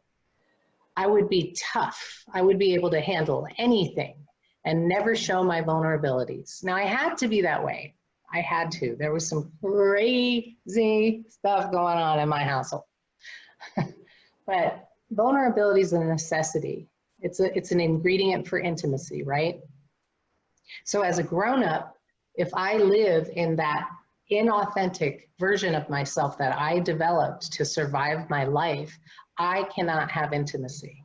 I will never be able to see. Have you guys ever heard in meetings somebody refer to intimacy as, if you break it down into the term into me, see? Into me, you see, right? I'm not going to let that happen if I'm tough. I'm not going to let that happen if I'm guarded, if my heart is locked away because I'm scared of it getting hurt, trying to survive my life. It left me feeling totally alone. I also decided I would be a fixer. Since I could find the imperfections everywhere I went, what do I do next? I'm going to fix it, right? I even became a therapist because I wanted to fix people. I gave that up a while ago because you can't fix people. You can't even fix yourself. I can't.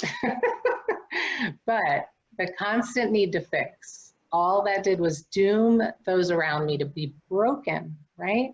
Or doom myself to be broken. No one could be just the way that they were. You know, I projected then this not enough story onto everyone else, and they were then subjected to not being enough. It was a vicious cycle of unhappiness and unfulfillment. And I saw proof of all those decisions and all those ways that I had to be everywhere I went, just everywhere.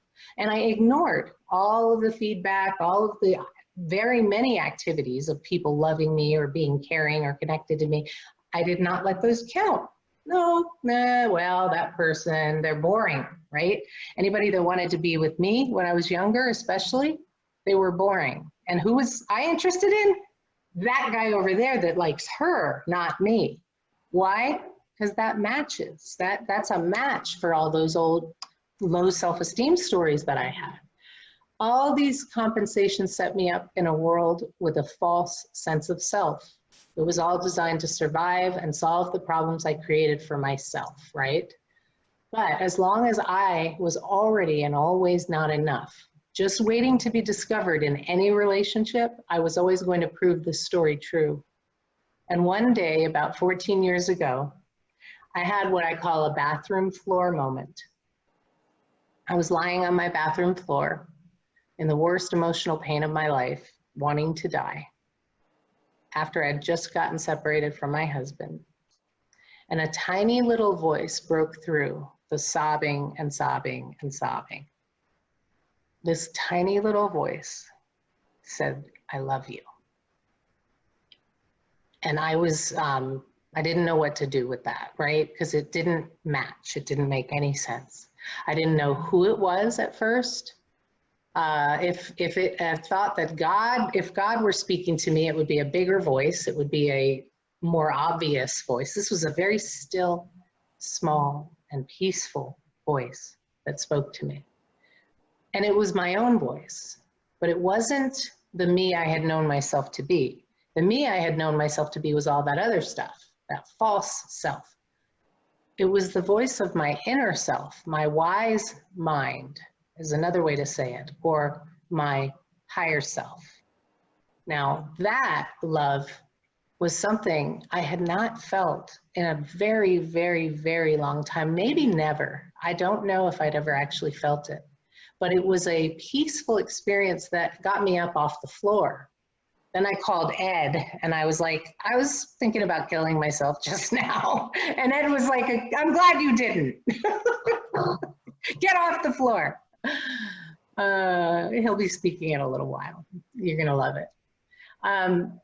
So this was the beginning of my recovery and my discovering what I feel like is the secret to happiness. The secret, if you guys want to find it, it is available. We can have this love. This love, it lives inside of us. I started to discover it. I began to see that everything I had previously called love was just an illusion.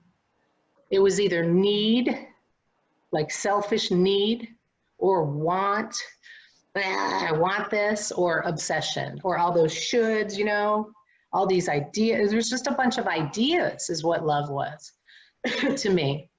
None of those are gifts to be given to someone else, by the way. Like, why would Nat, my husband, want my neediness? Is that a gift to give him? Need. You're responsible to make me happy. There you go. There's a gift. Let's pretend that's love. And it's not love. This doomed all around me. It was a burden no human would ever be able to successfully achieve. They would always fail, and I would get to be right, as Debbie was talking about. I would get to be right once again, that I'm not lovable, that I'm unworthy. I would only pay attention to those experiences that proved it true. And I ignored all those others.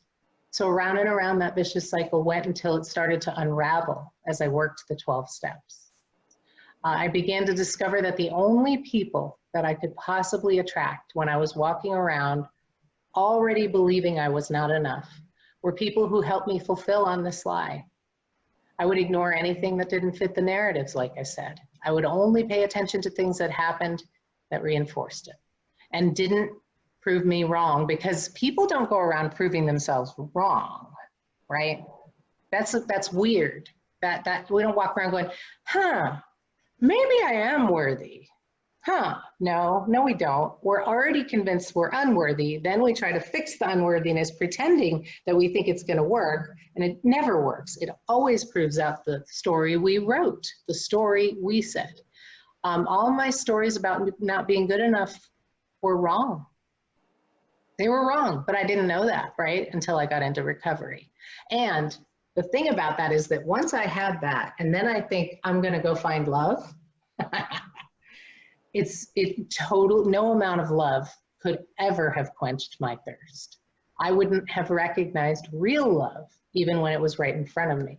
And I didn't in my marriage. I did not know. I didn't see that my husband already really, really loved me. And the love that he was giving me, I was rejecting. I was the one rejecting him, thinking that I was protecting myself from being rejected from him. So why would I do that?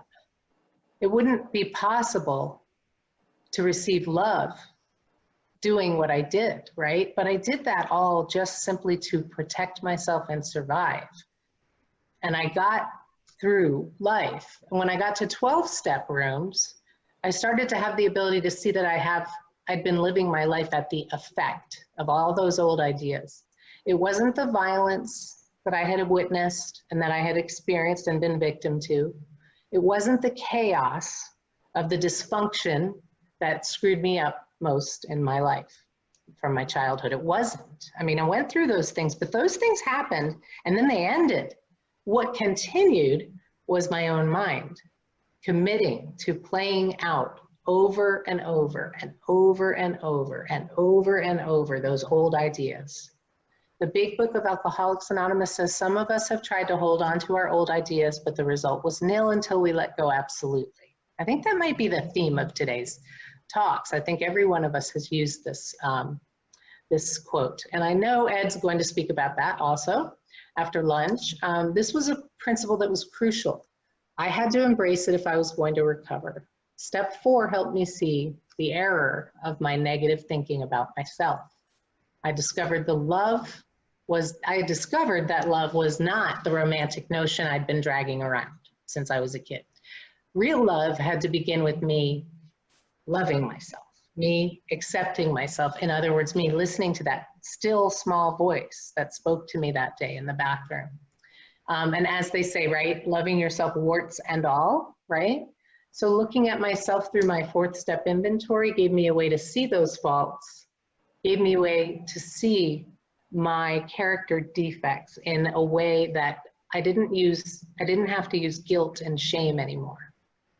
It was like it unlocked me from the guilt and the shame, and I could just look at myself in the mirror and be honest about what I saw, including the jerkiness, the nastiness, the manipulativeness, is that a word? Manipulations. I could finally look at myself and understand that I alone was the one who had harmed me the most. I had doomed myself and everyone around me to those hate-filled stories that I had made up. So steps 4, 5, 6, and 7 gave me tools. They gave me very specific, workable tools to finally admit these character defects to myself and to someone else, my sponsor and my therapist. And when I brought them out into the light of day, I had to decide if I was going to be willing to finally let them go.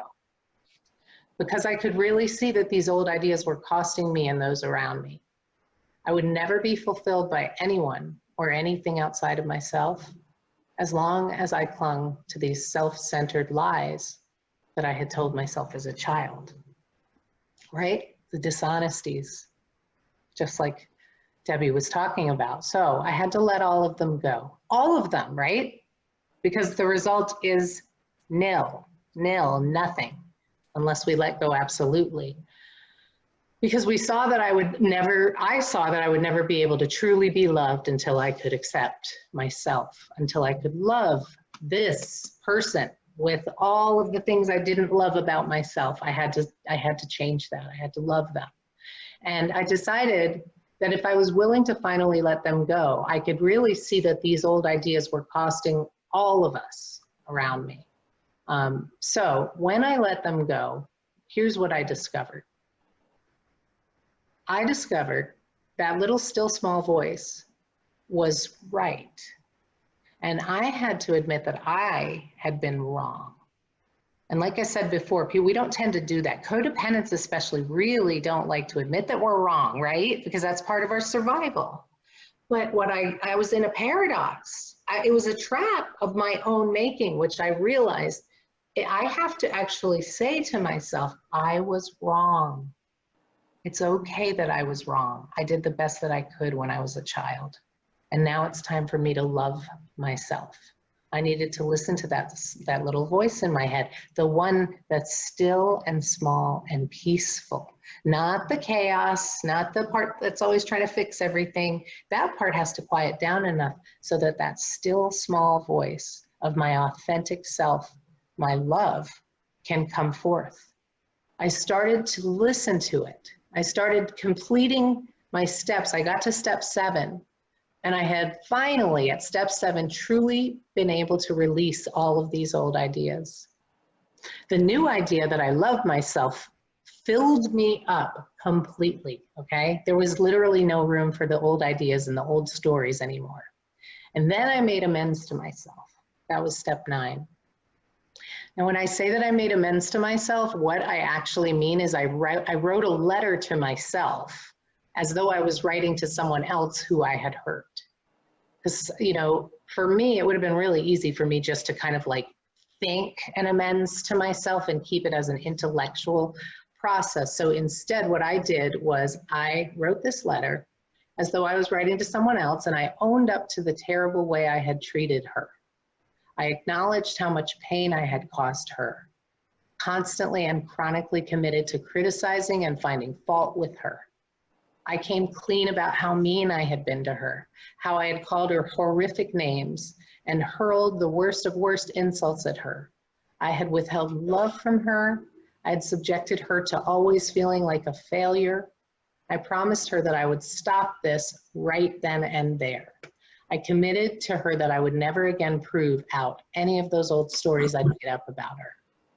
I told her I was truly, sincerely sorry for the anguish I had caused, and I swore that I would uphold these promises to her because I loved her. I loved her, and she was truly worthy of this love. I read this letter to myself in the mirror, looking at myself in the eye. And with each word I spoke, I made sure that I made eye contact with me, right? The eye contact mattered for me for some reason. I guess I felt like I needed to do that as a way to keep myself accountable to something. I needed real action, and I needed a memory. I needed something I could hold on to about my amends to myself, and that was looking myself in the eyes, my own eyes. So this was the start of the relationship I have with my true self. My true self, and you guys, every single one of us has a true self, like Brenton was talking about, underneath the guard, underneath all that armor that we created. And the steps will help you find it. So if you haven't found it yet, you are in for a treat. It's gonna be awesome because it is a love affair. It is the most incredible love you will ever feel in your life, okay? And if you rob yourself of that, that's really sad. We are so lucky that we landed in these rooms. We are lucky that we had the pain that we had. As Debbie was saying, it gives us, we found the solution. This is one of the only programs I know about that actually has a promise. It has a bunch of promises. It has a guarantee that if you work this program, just take the steps, 1, and then 2, and then 3. You always have to start at 1, by the way. There's a reason. 1 is first. But you take those steps and stop being so damn, so stubborn, I think is the word. Start asking for help from someone else. It's an absolute love affair, right? I've been practicing now for, a few 24 hours. That was back when I was 36, when I first really started working the steps. I'm 50 now. What I have done is I've learned how to truly care for me. So, not in a selfish way, what there really is a difference between taking care of my authentic self and being selfish. Being selfish is part of my character defects, which is part of my armor, right? But I have shed that armor. And I'm not saying I've done it perfectly and beautifully, and I'm always not character defected either. I don't want to sound like I'm some expert. What I am is somebody who has some tools. And I can pull those tools out and I can remember who I am every morning. I can wake up in the morning and I can say, I am love. Who I am is love. I love myself, and love, when it fills up it fills my being up, all that happens when it's that full is I just want to give it away, right? I just want to love people.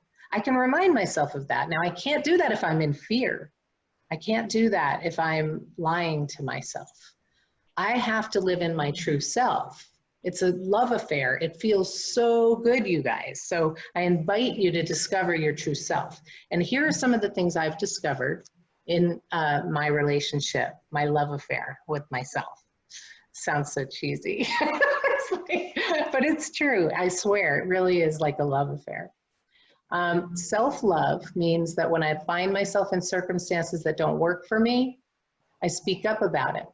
I assert myself. because I deserve to speak my truth and have it be known. Now, I also respect others' truth, right? Otherwise, that would be selfish. I realize not everybody's going to have the same truth as me, but I take care of that and make sure that I speak it. Self-love means I no longer people please. I now respect myself enough to honor whatever it is that's real for me. And it's okay that I may not match. That may not match with what others expect of me. Self-love means that I hold myself in great regard and give great honor to what I say, to my word. I do my best to be someone whose word can be counted on. And when I can't do what I promised, I communicate it as soon as I realize that I can't do it. And I deal with the impact of my broken agreement. This keeps my integrity intact. It keeps my self-worth intact, because I don't now have a bunch of shame that I have to try to cover up and pretend didn't happen, nor do I have a ton of wreckage that I have to clean up with people, because I clean it up as I go. It keeps my side of the street clean, as they say, right? Self-love means I know that I have value and therefore have something valuable to contribute to others into this world. And when I was making up all those selfish stories, those low self-esteem stories, I wasn't able to see the value. Hang on, sorry guys, my phone's ringing. So when I hold myself in that great regard, I am able to see my value, right? I am, the moment that I felt a heart full of love, like I said, all I wanted to do was give it away. Before, when I was low self-esteem and making up all this garbage about myself, I wasn't able to contribute anything to other people. And that lack of contribution was a lonely and depressing life. What I really wanted was to love people and spread this love around, right? So self-love also means doing what works for me and others, but I have to make sure it works for me. Because if it doesn't work for me, I'm going to get resentful, and pretty soon you're going to pay for it if you're my friend or you're my family. I engage in loving and nurturing relationships and decline the invitation to engage in anything other than loving, nurturing relationships. I don't participate in arguing. It's a waste of energy that I have been gifted with. It's a waste of this love that I have discovered to spend any time trying to prove anything wrong anymore, except for those old ideas. I prove those wrong a lot. When I know I've gotten my way by manipulating, it is totally depressing, right? Why would I do that to someone that I love? Self-seeking has truly slipped away as part of the recovery process for me. I'm not saying I'm perfect, like I said, but when I do it, I make amends quickly and I recognize it. I go talk to someone, and then I try as best I can to help someone, which is a step 10, I guess. So, you know, I don't engage in that manipulative stuff anymore. It's not worth it. It's not love. See, now that I know what love actually feels like, I like it a lot. Like, to me, this is so much better than, I'm not an addict or an alcoholic, but I did a bunch of stuff when I was younger. And this is what I was looking for.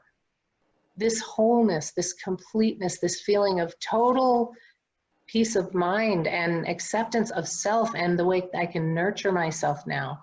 It is worth all of the hard work and pain that recovery takes, because it's a painful process to take away all the shell, all the thing we thought protected us, ended up hurting me in the end. So I had to let that go. Self-love means accepting my failings with humility and honesty. It sometimes means confronting myself and having to let go of more old ideas, or letting go of those old ones that come back again if I take them back, right?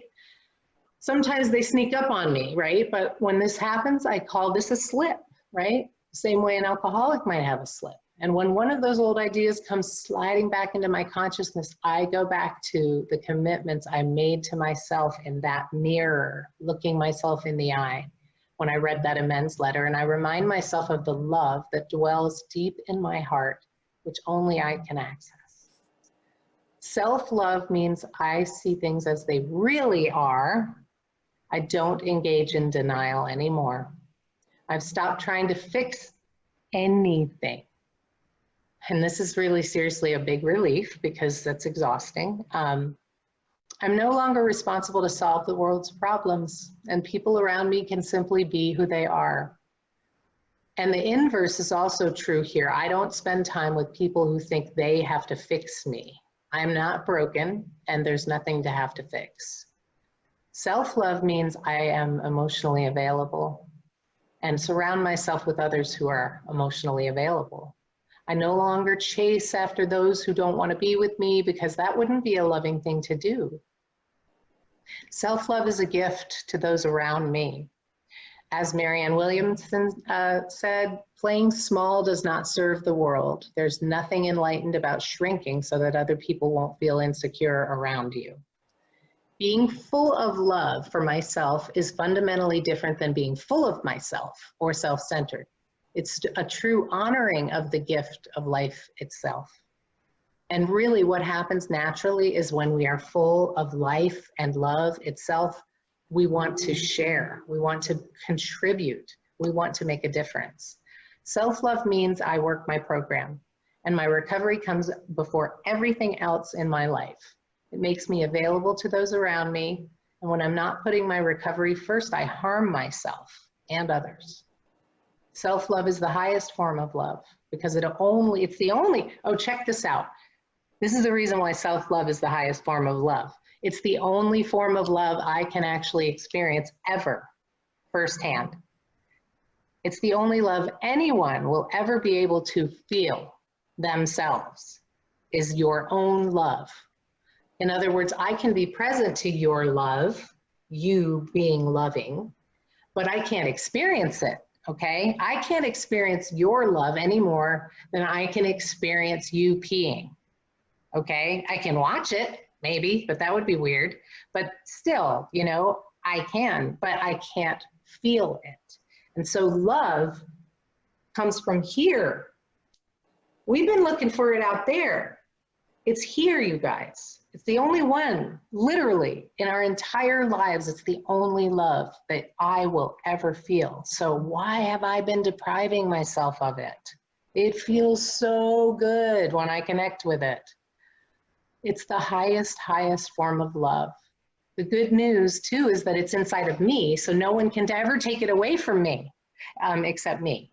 I take it away from me when I go back to those old ideas about myself. But besides, when I give that stuff up, which is possible through steps 6 and 7, and 6 and 7, if you don't, you know, if you haven't worked the steps yet, they're crucial. 7, woo, you relieve and release all those old ideas. That's what I did.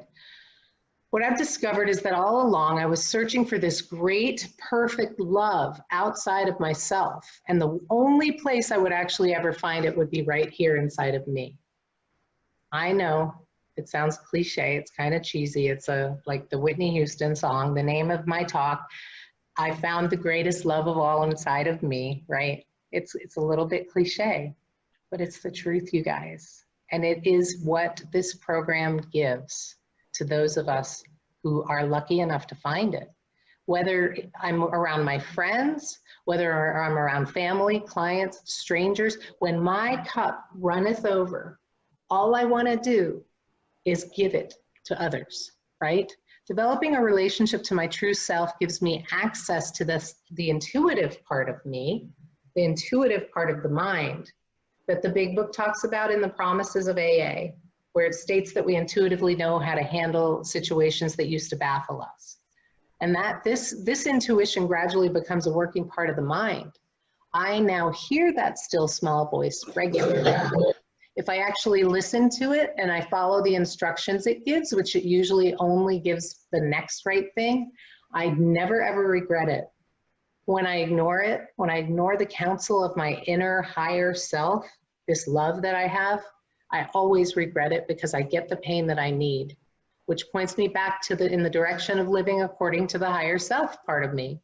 And the bottoms that I hit, that bottom way back when I lying on the bathroom floor 14 years ago, it was crucial in my journey back to myself, to loving myself.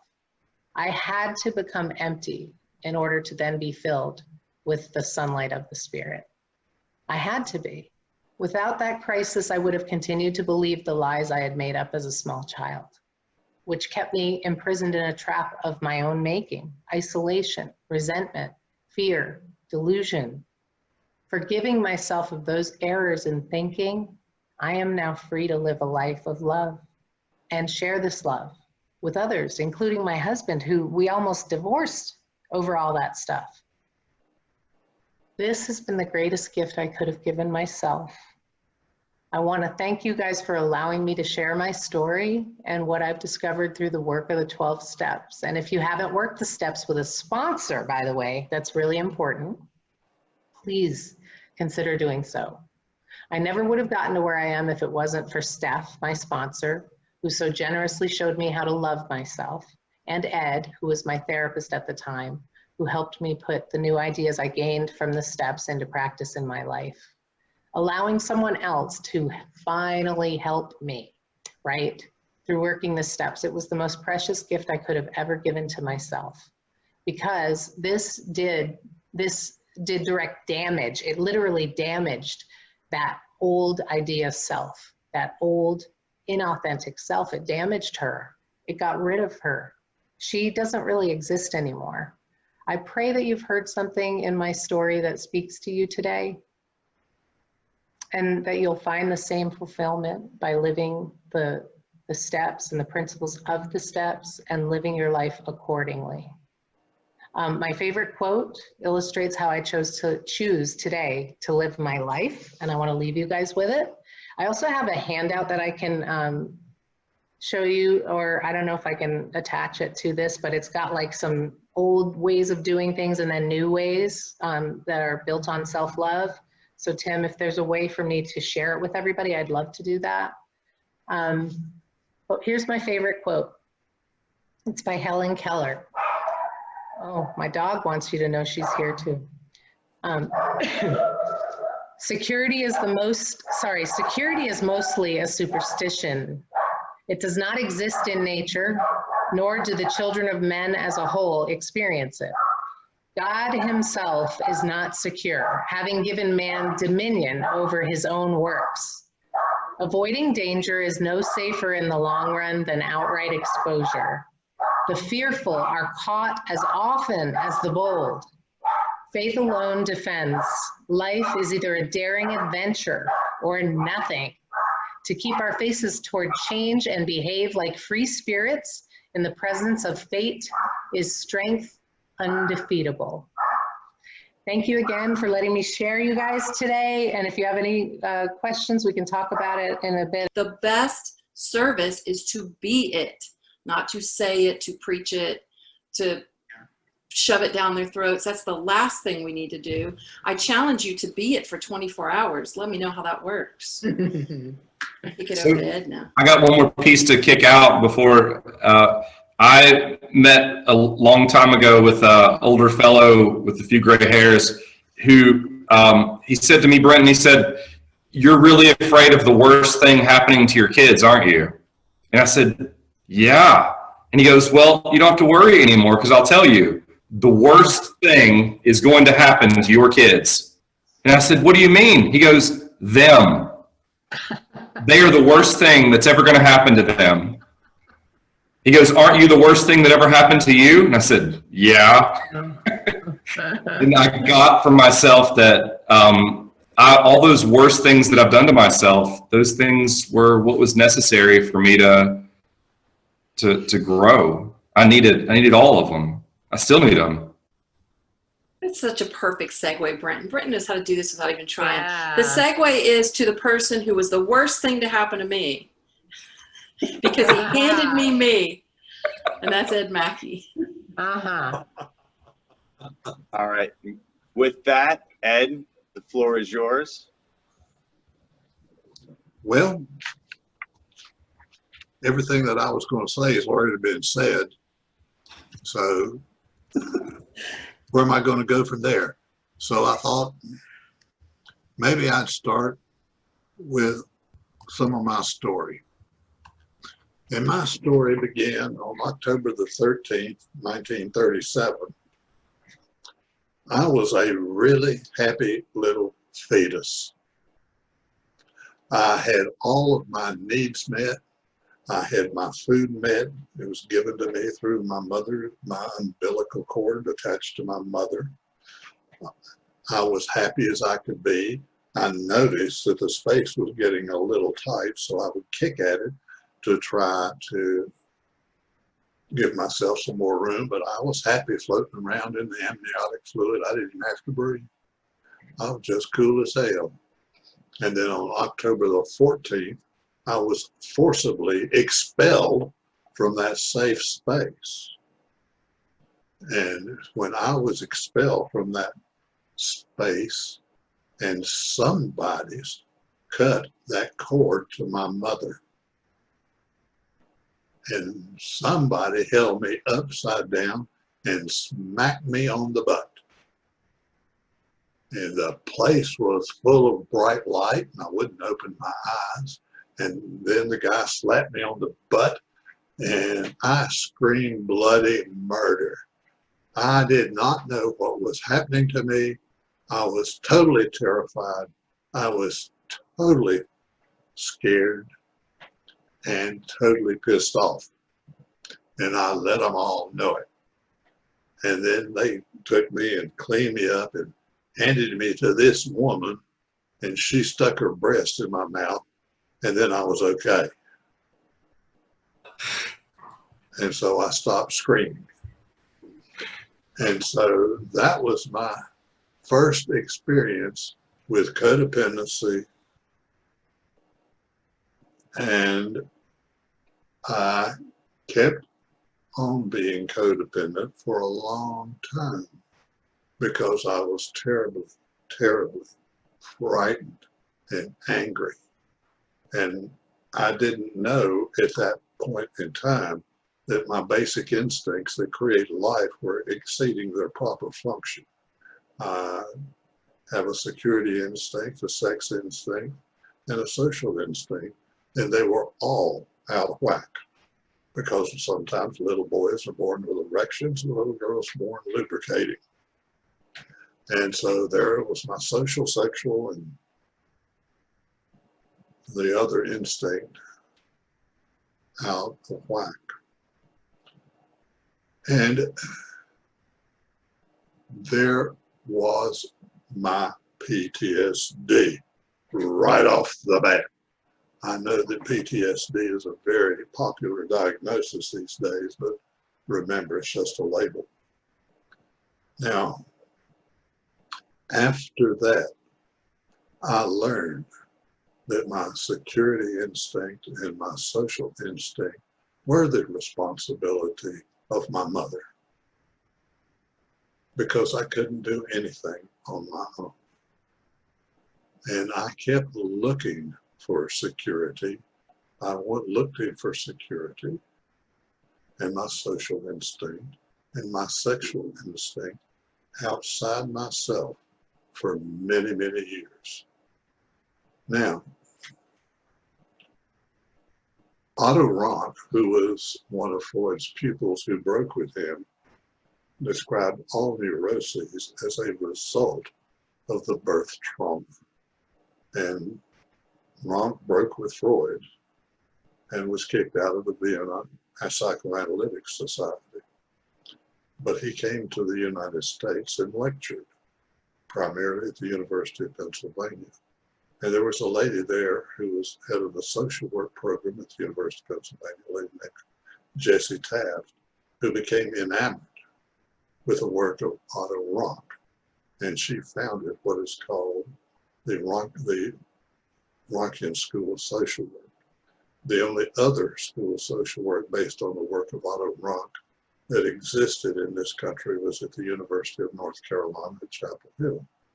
Guess who graduated from that program? I did.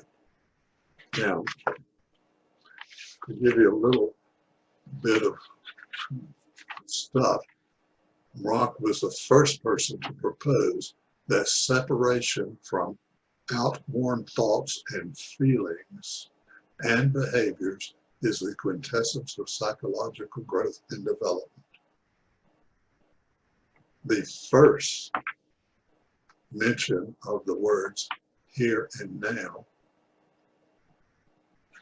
were in Ronk's work, Will Therapy, which was published in 1930. Now, the psychoanalytic model had to do with undoing our past based on Freud's weird ideas about sexuality, but Ronk was the first, is considered the first existentialist. And he was a big influence on the further existentialists called Carl Rogers and Rollo May. Now, when Bill Wilson sobered up in 1935, the only form of psychotherapy in this country was Freudian analysis. Well, that didn't work on alcoholics. And because you had to see an analyst from 3 to 5 times a week for 5 to 8 years. And alcoholics don't have that kind of time. And so back in the early 60s, I went through psychoanalysis for 3 years, 3 times a week for 2.5 years. And that's where I learned not to do therapy because I didn't get any better. And so I was searching around for a method. And since I have an undergraduate degree in French, I became familiar with the literary existentialists. And I became what is called an existentialist. An existentialist is more of a movement than it is a philosophy. And then in the early 70s, I got into the work of Alan Watts, who was mentioned by one of my co-therapists. And that really, really impressed me. And when I was 46 years old, I did a program called EST. And that was very powerful for me. It's now called the Landmark Forum. All the other 3 presenters are graduates of that program, as am I. And so that was another program that influenced my way of thinking. But it didn't heal my codependency that started the day I was born, nor did it heal my so-called PTSD, because if I look up the symptomatology in the DSM-5, which I haven't read because I'm not a fan of labels. Labels are just an excuse for irresponsibility as far as I'm concerned, and for this population. And so I had to work these steps. I got into the program when I was 47, and it was such a delight because I finally found out what was wrong with me. My basic instincts of life were way out of whack. I was looking for love in all the wrong places, is what somebody put up in the chat. And because I never was quite good enough. And I held on to that lie for a long, long time. And I kept on looking outside myself. And then I ran across a quotation from the Buddha who says that all life is suffering. Suffering is caused by our attachment to desiring. If you want to stop suffering, you stop desiring. Like Catherine was talking about, wanting stuff for her relatives. Well, if I don't have any desire to do that, I'm no longer attached to them and I'm free. And so if I give up my attachment to desiring, then I will be free. But in order to give that up, I have to give up my old ideas. So this program is all about giving things up, giving up to our attachment to our old ideas. It's the attachment that hurts, not the old ideas. It's like the Zen meditation of no mind, where you just sit quietly and let your thoughts run through your head without attaching any significance or meaning to them. If you do that and practice that long enough, your thoughts will run through your brain and they'll run on out. but we attach significance to our thinking. We think it means something, which of course it doesn't. Now, Brentwood was saying that his mentor said he was free from codependency. I am free of codependency until I attach to something out there, then I'm no longer free. And when I am no longer free, my love goes away. When I am no longer attached to outside, then I'm pretty much free. Now, does that mean that I am free all the time? No. From time to time, I'll have a slip. I had one 2 weeks ago when I did something kind of stupid. I got codependent on gun shows on the internet, and I decided I needed a new pistol. So I applied for a pistol permit online, and I went up to I was approved, and I went up to the sheriff's department and picked up my gun permit. Went to the gun store, and they didn't have any guns like I wanted. They said, wouldn't do you any good to buy a gun because there's an ammunition shortage. I said, well, it didn't do me any good to buy a gun. Then does it? He said, not much. And I came back home and thought about that for a few minutes. I said, hey, you're so stupid. What the hell do you need a gun for? You have no need for a gun. I'm 82 years old. Have I ever shot anybody? Not that I know of. Do I have a gun? Yeah, I got one. Do I need another? No. So there I was. Got hooked by the damn television set. And then I lost my freedom.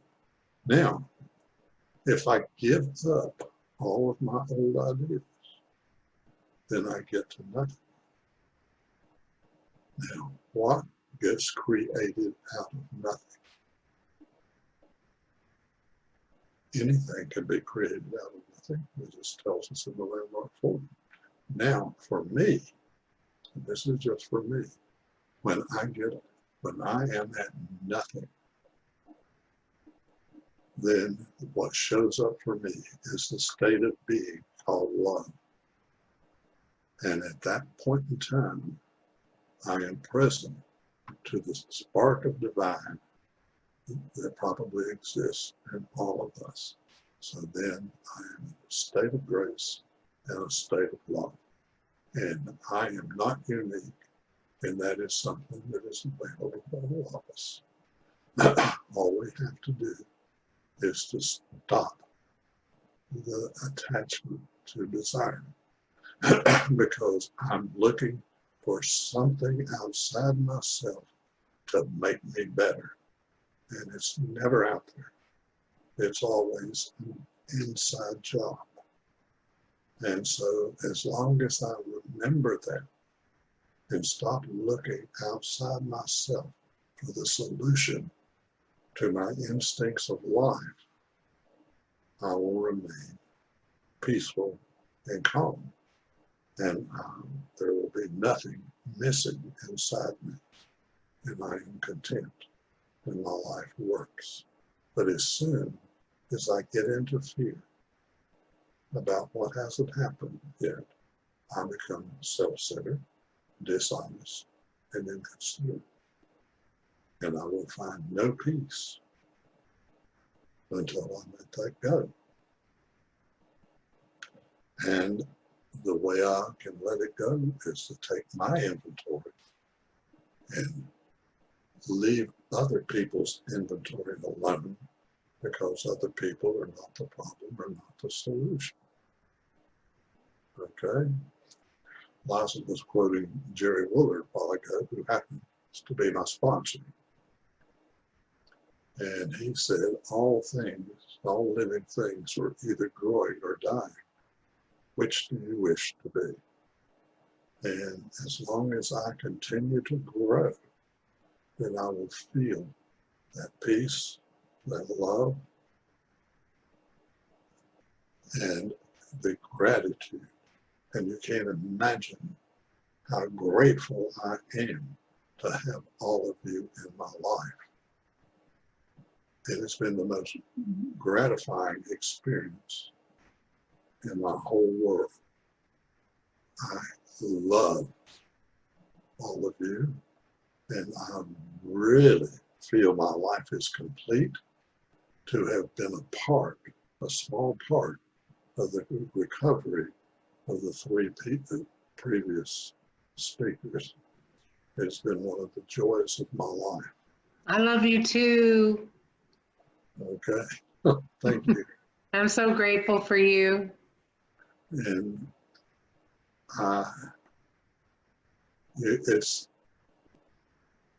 I continue to grow, and I plan to do that for the rest of my life. Mark said it is a lifelong construction. Recovery is, it says that in the big book too. And as long as I continue to grow, I will continue to be fearless and be in that space of love, which is what if I wanted, I would have a wish for you. Now, one of the things that I was taught in graduate school was to let my clients go. Do not carry them around with you.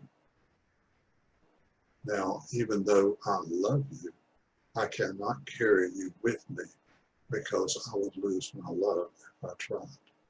So I can't go around recreating anything about other people because essentially that would be taking their inventory. So when I finish with a client, they no longer exist until next time. That doesn't mean I don't love them. I just can't carry them because then when I carry them, they become an old idea, don't they?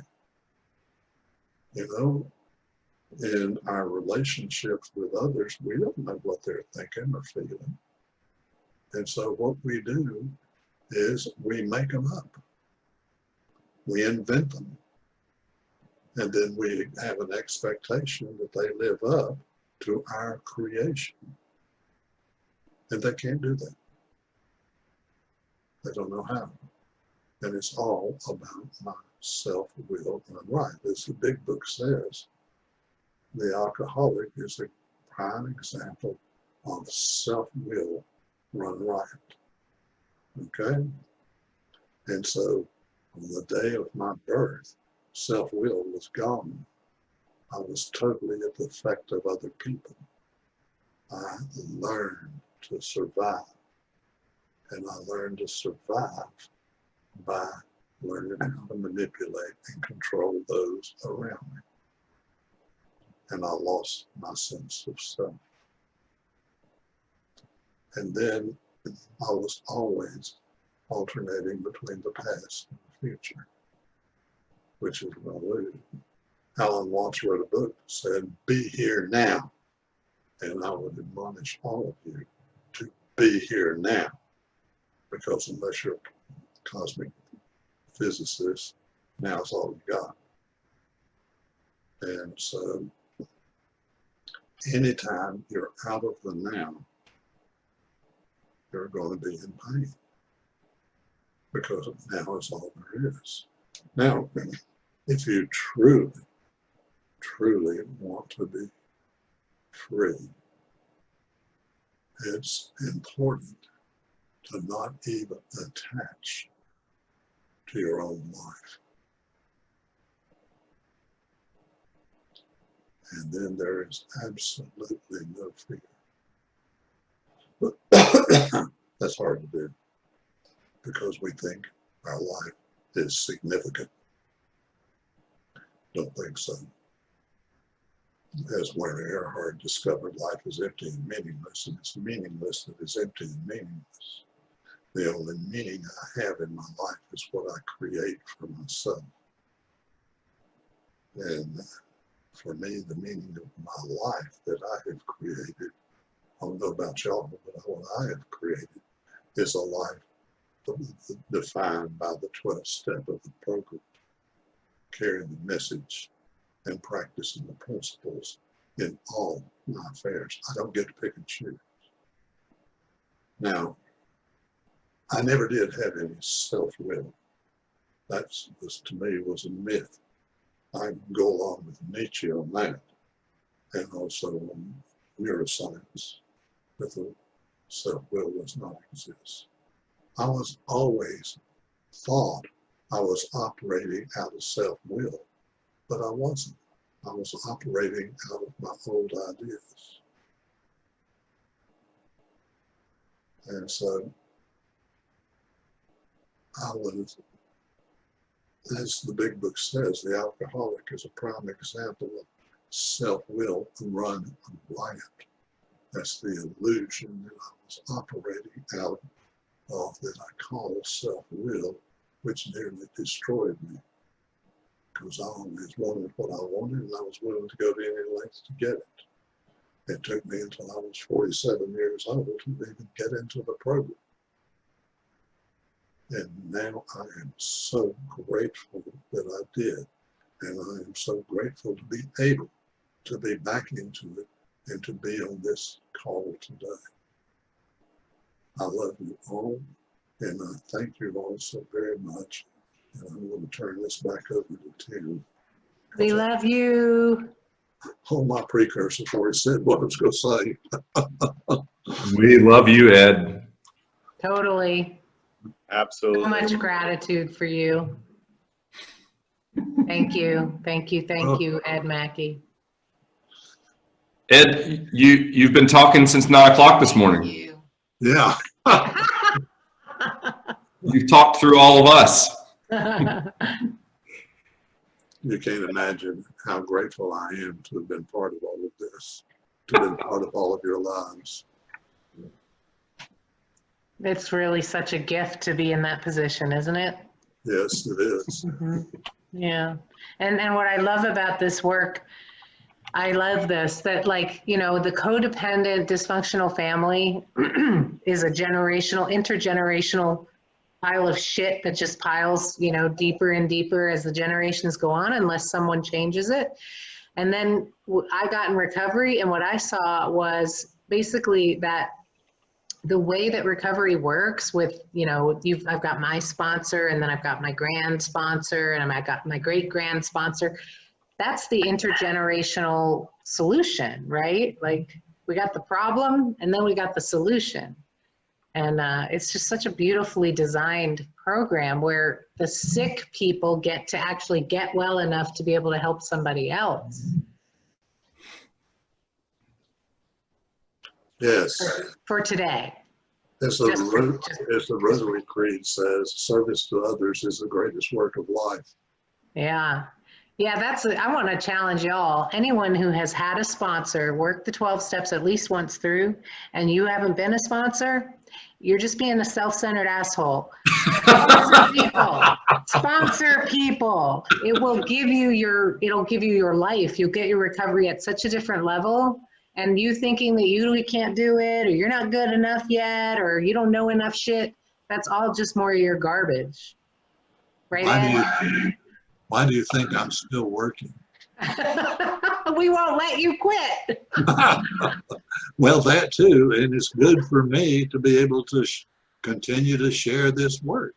Yeah. This is the way I've made my living for the last, God only knows how many years, 30-some years. And we get so much more out of it than we actually contribute. I mean, yeah, you know, it's such a special thing to have a sponsor and be a sponsor. Yeah, I love this work. Hey, before this ends, I want to make sure people know about the meetings that we do, our regular meetings, because guys, these gifts, these ideas are being spread all over the internet every week. Ed, will you talk about your meeting for a minute? Yeah, I have a meeting on Monday at 7, or we have a meeting, not I, we have a meeting. And somebody's probably put it on the, it's down there, empowering relationships. I'm getting ready to put mine down. Yeah, put yours down too. So, and I say mine, but I'm just saying that because I host it on my, it's not Zoom actually, it's GoToMeeting.